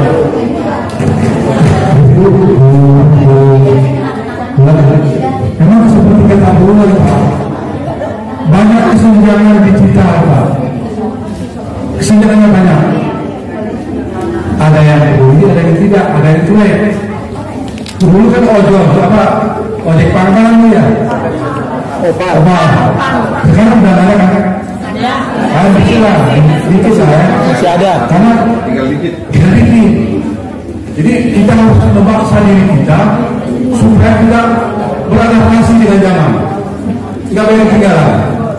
Contoh begini Pak, Liang Pengajian Lembaga Indonesia Budaya musim itu ya bagus pada hal grammar. Sekarang masanya sedih Pak, karena udah ada YouTube. Orang khusus Pak, listening grammar itu ngapain pergi jauh dari panas-panasan. Kalau di YouTube ada. Itu kan, coba Bapak Ibu lihat lembaga kursus itu bertambah-tambah atau sepi. Nah kalau tambah sepi, berarti kan dia lama-lama rugian. Karena orang sekarang semuanya itu. Bapak Ibu tahu nggak ruang belajar? Ya ruang belajar ya. Ruang guru, Pak, ruang guru itu urusan apa? Apa benar? Dia tidak mampu membayar siapa customernya. Ketika dia buka ruang guru itu, dia nggak tahu ruang guru itu ada di YouTube. Di YouTube itu orang gila Pak. Biasanya kita bukan membayarnya. Pengen tahu cara mulai tekan kediri. Itu ada puluhan Pak orang-orang jago ngajarin gimana cara goreng kacang kediri yang enak. Semuanya ada di YouTube Pak. Nggak ada. Jadi harus ekstrim Pak, karena pertumbuhan digital ekstrim. Pak Jokowi itu kan selama ini digital dulu infrastruktur kita mau cepat. Kalau nggak cepat ketinggalan. Sekarang kita mau cepat apa enggak? Kalau mau cepat, Bapak Ibu jangan pusing. Lihat di YouTube semuanya. Udah ada yang ada di YouTube. Mau goreng kacang kediri, goreng bawang ya, dua lidah, itu semuanya ada. Nah, sekarang Pak, saya benar-benar nih, saya sudah hari ke-4 Pak ikut belajar konten Bu. Saya belajar konten Pak usia saya 29. Saya belajar konten di Jakarta Creative Hub. Makanya Bapak Ibu kalau nggak tahu Jakarta Entrepreneur rugi banget Pak. Semuanya gratis. Apa yang gratis ya Pak? Semuanya. Apa yang halal subsidi. ya kan? Hakim disubsidi, pelatihan untuk ibu itu ya, ibu itu bukan saya. Dia juga ibu, dia itu pensiunan baru. Kemarin itu saya itu saksi saya nggak mau ya, itu ikut digital, konten ya, bikin konten. Biasanya terjadi kan, bagaimana bikin konten menyiram kayak Tomir kemarin ya, kita belajar bagaimana bikin konten menyiram kayak Tomiran, bagaimana bikin konten menyiram kayak kopi kan, wah. Tapi kenyataan Pak, harus, jadi itu teman siang itu teman saya Pak belajar Islam kemarin di Jakarta itu orang tua banget pensiunan itu, tapi masih belajar Pak. Saya juga masih nggak baca, tinggal sampai berarti nggak mau. Jadi harus belajar. Nenek-nenek itu harus nenek trainer lah, nenek-nenek digital. Mak trainer, Allah kan. Jadi misalnya bapak dari cara mulia harus ada trainernya Pak. Misalnya ini bapak trainer, ya kan? Tapi jangan sensitif Pak, jangan menyalahkan arti. Saya bilang, Ustaz trainer ya. Kalau ceramah jangan banyak bicara kuburan, saya bilang. Ini bicaranya dosa dulu, bicara entrepreneur, Ustaz trainer saya bilang. Karena orang itu butuh bagaimana cara mencipta nilai tambah. Entrepreneur itu dibangun, tidak trainer, dosen trainer ya. Jadi dia ini posisi putra Surabaya itu menjadi pengusaha di situ, menjadi kuliah itu harus jadi entrepreneur. Ada nggak Bapak Ibu? Perguruan tinggi di Indonesia kalau wisuda bawa produk kadang wisuda bawa produk adanya di Ciputra Surabaya Pak. Jadi kalau Bapak Ibu mau adanya di entrepreneur di kirim ke Ciputra Surabaya, kirim ke Agung Podomoro. Kalau negeri susah di entrepreneurnya. Jadi itu Pak, itu kita memang kenyataan Pak. Kenyataan memang harus dipaksa kita beradaptasi dengan cepat, dengan canggih. Caranya gimana? Satu aja Pak, caranya YouTube. Apa susahnya di YouTube? Jadi tinggal beli paket atau pergi ke lembaga yang ada WiFi-nya, lihat semuanya. Dan jangan lihat itu apa, itu kan dia dikendalikan kita. Jadi masuk sekarang, kalau dulu tadi kita bercanda ya, mahasiswa pura-pura, masuk kubu-kubu, mahasiswa undang-undang. Sekarang nggak masuk magang, masuk dibanding. Jadi Pak, maaf ini harus Pak, karena semua orang sekarang pegang HP Pak. Masa kata digital, ya kan? Kalau kita ke mana-mana Pak, semuanya orang megang HP. Jadi jumlah internet itu masih dirasa kurang dalam kota kebanyakan. Kemudian dari itu tadi ya, dari gini tuh, orang sekarang kalau ada lebih murah, ngapain itu mahal? Ada PDF kan, ada semua elektronik. Ngapain kita beli tiket karcis, ujung-ujungnya karcis itu apa tuh merusak lingkungan, ada kerjanya kan? Bapak Ibu kan tahu logo WWF itu dicari tuh bagaimana mana binatang yang paling sedikit warnanya? Apa? Bukan yang pandai. Dicari tuh pandai karena kalau dicetak spanduk atau apapun dengan terkait begitu sedikit polusinya. Jadi pandai itu kan memang kuliah. Jadi yang putra jadi untuk putih ya. Nah itu Pak, maaf Pak, saya dalam usia 58 belajar Canva Pak, Canva ini. Sekarang saya belajar ini Pak, Photoshop. Kalau nggak saya ketinggalan Pak. Karena kalau pensiun itu Pak nggak tidur kita Pak, karena nggak capek malamnya. Nah, jadi pensiun trainer. Jadi semua harus trainer. Tadi Bapak yang dari mana tadi? Ini kenyataan Pak. Sekarang dulu orang pasang iklan itu ya, pasang iklan itu kan gini Pak.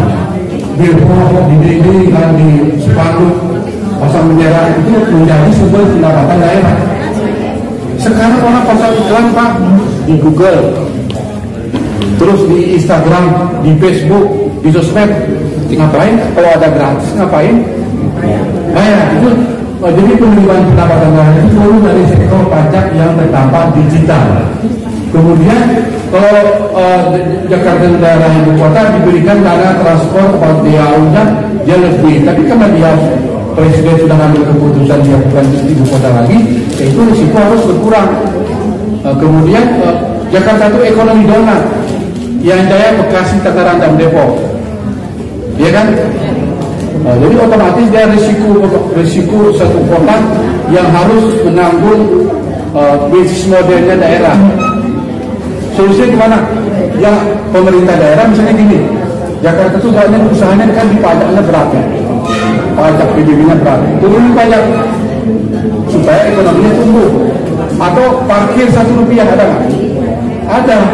Sekarang apa yang dulu bikin parkir mahal-mahal gratis, bikin gratis parkir supaya orang belajar nol. Misalnya ITC bikin ternak kambing di ITC. Misalnya bikin ternak kambing 10 kambing kan? Ya, jadi kalau belanja anak istri bapak, istrinya belanja, anaknya mulai kambing. Ya kan kayak apa tuh paperclip, bisnis modelnya kan kalau ibunya belanja anaknya melukis. Ya paperclip ya. Ya itu bisnis model. Jadi harus kreatif Pak. Jadi kemudian pajak turun. Nah bagaimana menarik? Nah ini kita rugi Pak, ruginya ini. Tesla lebih Malaysia, betul Pak ya? Ya, coba lihat videonya dan kasih Bapak Ibu kalau bisa kalau bicara entrepreneur itu lihat video Rekan Kasali. Saya minggu kemarin ke rumahnya di Jati Asih. Main di sana Pak, di sana rumah Bapak. Bagus. Itu videonya kita kehilangan peluang Tesla lebih Malaysia. Itu kan skala bisnis Malaysia kan naik, ekonomi sekarang naik. Jadi Bapak Ibu kita harus undang orang kaya, orang super kaya kita Jakarta, invest di sini, mencetak lapangan kerja, pajaknya naik, terus tenaga kerjanya banyak, konsumsi naik, akhirnya skala ekonomi akan naik. Bagaimana dulu Orde Baru membangun Batam kan? Nah, itu memang 30 tahun itu di Batam dibangun. Di Jakarta itu supaya tidak drop Pak, supaya tidak drop, solve disruption, berdamai dengan disrupsi, jangan dilawan. Kayak apa itu? Kayak Bluebird itu kan capital expenditure, sesuatu kan? Bluebird bayar pajak full, bayar STNK, bayar karyawan, bayar asuransi kesehatan. Sekarang datang namanya Grab, misalnya CAPEX, capital OPEX, operational expenditure, nggak bayar pajak, nggak bayar KIM, nggak bayar STNK, yang bayar sopir, ya berarti enteng ya, betul-betul OPEX, operational expenditure. Jangan bisnis itu dengan CAPEX, capital expenditure. Jadi memang Pak, ya kepada dari Pak Sirait harus lawan Pak. Contoh saya sama ibu itu, dan nggak tahu, di kami belajar digital, bikin konten. Terus saya belajar Photoshop, saya belajar Canva, saya banyak lihat video-video yang malam-malam itu bagaimana Pak JK kan. Karena ini Pak, gengsi Pak. Orang kalau ke Atalanta cari mana Coca-Cola. Orang kalau ke Padang mana satu subuh, ya kan. Orang kalau ke Makassar mana Kala Tower. Orang kalau ke Jakarta mana Monas. Udah. Dulu orang ke Jakarta, ayo ke Tanah Abang, terbesar di Asia Tenggara, sepi. Mana Glodok, sepi. Jadi apa branding itu akan menurun. Ya menurun. Jadi pertanyaan Bapak udah terjawab, harus Pak, itu mau enggak? Harus digital, belajar. Sudah, 2 sudah, cuma itu tadi yang lain selainnya unggulan yang tadi itu unggulan. Jangan ada gap di antara kita Pak, bukan dusta ya. Jangan ada gap di antara kita, jangan gap digital. Lu gaptek lu, nah, jangan. Jadi harus ada digitalisasi yang makin merata. Terima kasih.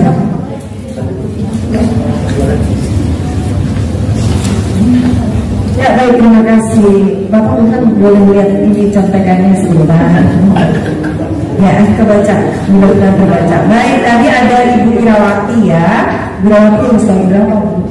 Maksudnya kuliahnya waktu tahun berapa? 4 tahun yang lalu. 4 tahun lalu kayaknya sudah pemutihan. Boleh ditanya di kampusnya, kayaknya sudah pemutihan. Kalau itu hari bisa film biasanya pemutihan ya. Dimulainya dari bawah gini. Bapak Ibu, mohon izin saya di atas. Jadi sebetulnya kalau bunda-bunda mau kuliah lagi di usia yang kayaknya saya mah konsentrasi aja lah bikin usaha, itu adalah pilihan. Tetapi kalau kuliah lagi juga nggak apa-apa secara politik. Saya S1 itu usia 36 Bapak Ibu. 36 tahun saya, karena dulu tidak menginginkan anak-anak masih kecil, kemudian lulus SMA di tahun 92 saya sempat kuliah, tapi orang tua saya bangkrut, saya harus keluar dan harus menanggung ekonomi keluarga. Akhirnya saya berdamai dengan keadaan, saya memilih bekerja jadi kelangsungan hidup keluarga, gitu ya, menguliahkan adik-adik saya. Baru di usia 36 saya punya kesempatan kuliah S1 saya berusia udah muda lagi 36. Kemudian saya terus 42 saya kuliah lagi sampai hampir 50 tahun saya baru selesai S3 saya, gitu ya. Jadi sebetulnya kalau udah tua kuliah nggak apa-apa, nggak masalah ya. Mahasiswa S3 itu tua-tua, S2 tua-tua ya, jadi nggak masalah. Dan senang jadi awet muda terus, karena apa? Kumpulnya sama mahasiswa ya. Jadi Bunda mungkin Bu Wirawati nanti bisa kalau mau kuliah lagi, jelas kalau yang 4 tahun lalu sudah pemutihan ya, tapi nanti kita bisa diskusi lagi. Mungkin bisa kuliah yang pendek, karena sekarang ada namanya RKL, rencana pembelajaran manual, bisa dikonversi. Kalau misalkan Bapak Ibu kerja, bisa dikonversi ke SKS, lebih sedikit SKS-nya, lebih sedikit waktu belajarnya, gitu ya. Oke, kemudian tadi ada Pak Thompson ya, gimana cara mendukrak ekonomi. Saya hanya replay saja daripada teman bahwa banyak hal yang bisa kita lakukan. Kalaupun kita tidak ada biaya, banyak komunitas yang mengakomodir itu Pak ya. Jadi sekali lagi seperti statement saya yang terakhir tadi, bukan masalah bisa atau enggak, mau atau enggak, tapi Bunda udah jadi content creator ya Bunda. Belajar senang Bapak Ibu, karena kalau belajar itu membuat pemikiran kita lebih berkembang ya. Belum lagi teman-teman komunitas lihat yang semangat. Jadi sebetulnya kendalanya menjawab juga tadi Mas Wisnu ya, Mas Wahyu, bahwa gimana sih supaya fokus kayak ini mau nyobain ini. Emang kalau gengsi begitu ya, milenial belum keluar yang satu, keluar yang lain gitu, matanya gatel gitu ya. Tapi teman-teman, untuk bisa menjaga energi kita, itu biasanya kita ada di satu komunitas yang visinya sama, biasanya itu ya. Kalau misalkan aku mau jadi content creator, gimana caranya ya?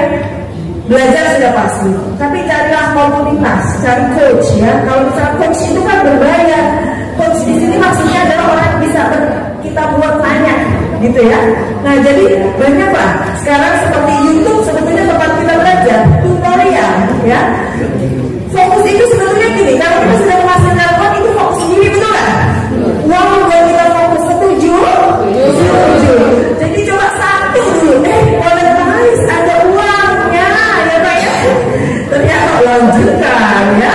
Nah, jadi menjaga energi itu penting sekali Bapak Ibu, dengan cara punya komunitas yang visinya sama. Kayak tadi di Jackpreneur, saya jadi kepengen lagi nih Pak kalau punya waktu ke sana ya. Jadi Jackpreneur itu tempatnya trainer belajar buat yang pemula, yang tengah-tengah, dan yang advance semua di sana Pak ya. Itu keren banget. Jadi memang harus mencebutkan diri Bapak Ibu, kita harus selamatkan spirit kita, gitu ya. Buat yang teman-teman semua susah fokus, itu harus punya satu komunitas. Kalau kita lihat teman-teman kita semangat, kemudian udah ada hasil dan kita juga udah ada hasil, itu udah pasti. Itu ada stimulus yang paling ajib. Apa? Tulus yang cuan.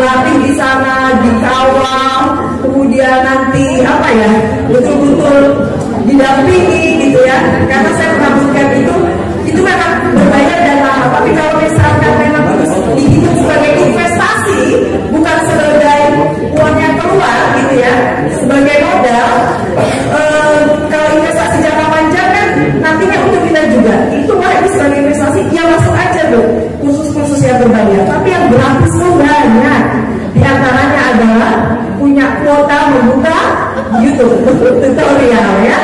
Oke, kemudian program SOL tadi dimanfaatkan ya. Jadi baik kita secara pribadi ataupun kita menghadapi sebuah persoalan atau program, ini kok kayaknya something ya, kita kok nggak bisa maju. Coba kita petakan, namanya mapping ya. Di mapping, kekuatan kita apa, kelemahan kita apa, dari internal kita sendiri apa, dari eksternal apa. Setelah nanti dianalisa, oh kita harus seperti ini supaya peluangnya menjadi maksimal. Jadi saya setuju Bapak dan Ibu, mungkin kalau di dunia pendidikan SWOT itu sebuah hal yang sering kita dengungkan ya. Tetapi bahasa sederhananya adalah bagaimana peluang itu hambatan itu bisa menjadi peluang. Kurang lebih begitu bahasa sederhananya ya. Oke, kemudian tadi siapa? Mas Wahyu Kosisno ya. Wahyu Kosisno, saya salah terus ya. Tadi sudah. Kemudian Pak Carlos. Nah ini kemampuan Pemda mencari data. Saya pikir ini adalah kebijakan stakeholder yang tatarannya ada pada disposisi masing-masing ya Pak ya. Jadi kalau kami mungkin tidak ada kewenangan untuk hal tersebut, maka tidak bisa menjawab itu. Tetapi yang ingin saya ingatkan Bapak Ibu bahwa kita harus bisa melihat potensi dari diri kita sendiri. Jadi sebetulnya sumber daya internal itu apa? Yang sudah Tuhan ciptakan di kita ini semuanya ini yang harus kita potensikan.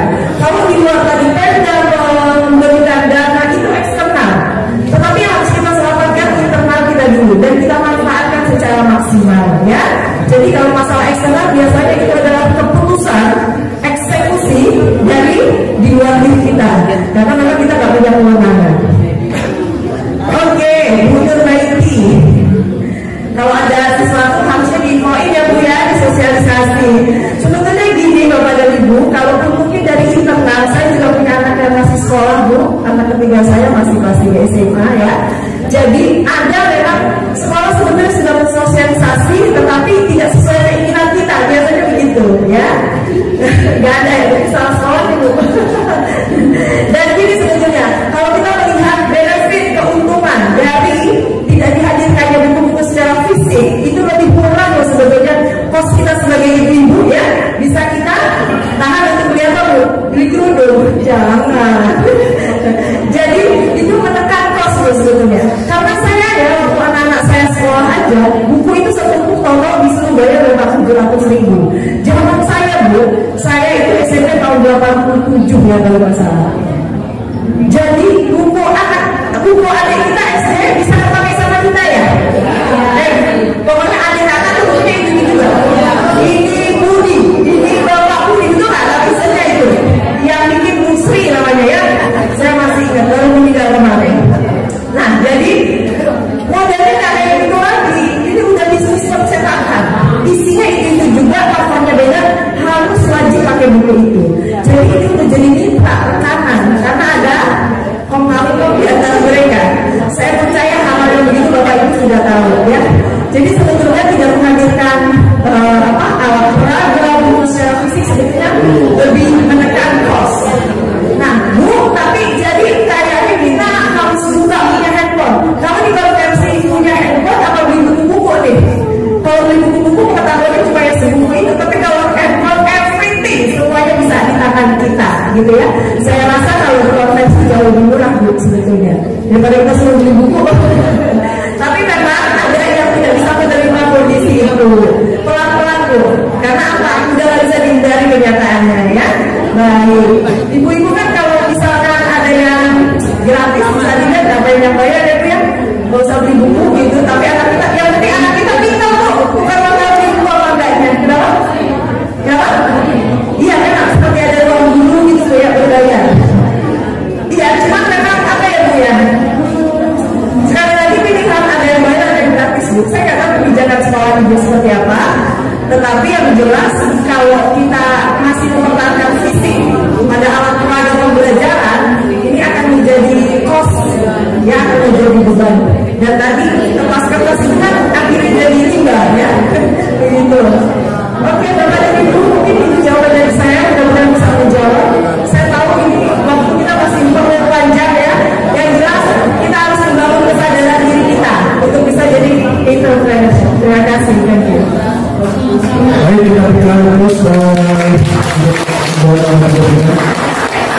Ibu teman-teman sekalian, memang ada keinginan buat kita membuka di pertanyaan di sesi kedua, namun karena memang keterbatasan tempat dan juga ini juga tempatnya nanti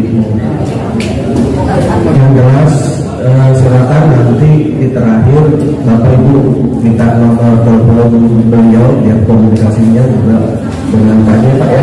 Ini nanti namun sebelum ditutup, Pak mungkin ada yang ingin disampaikan, silakan Pak. Bapak, nanti setelah ditutup ada pesan-pesan dari Ibu Bu Wali Kota. Kalau bisa setelah keluar ada yang mau ikut donor darah, silakan ikut. Gitu. Jadi kalau mau ikut, ya. Nanti setelah itu keluar kita urutan lagi ya Bu, biar tapi nomor 1 sampai 50 dulu yang pegang nomor. Ya, demikian. Saya begitu. Baik Bapak Ibu, kita waktu 5 menit sehingga 5 menit 10 sampai 3. Perhatian sebentar, perhatian Bapak Ibu teman-teman, minta waktu dulu semenit aja. Ya, ini kan acaranya mau ditutup nih. Jadi saya ditugaskan oleh Pak Kasunan untuk menutup kegiatan ini. Ya, yang pertama atas nama pimpinan Kasunan Kesbangpol Kota Integrasi Jakarta Pusat mengucapkan terima kasih dan apresiasi kepada Bapak Ibu teman-teman sekalian yang sudah hadir di sini. Bersyukurlah kepada pimpinan Ormas Bapak Ibu yang Ibu Bapak sebenarnya direkomendasi untuk hadir di kegiatan yang sangat berbahagia ini. Yang kedua, harapan kami adalah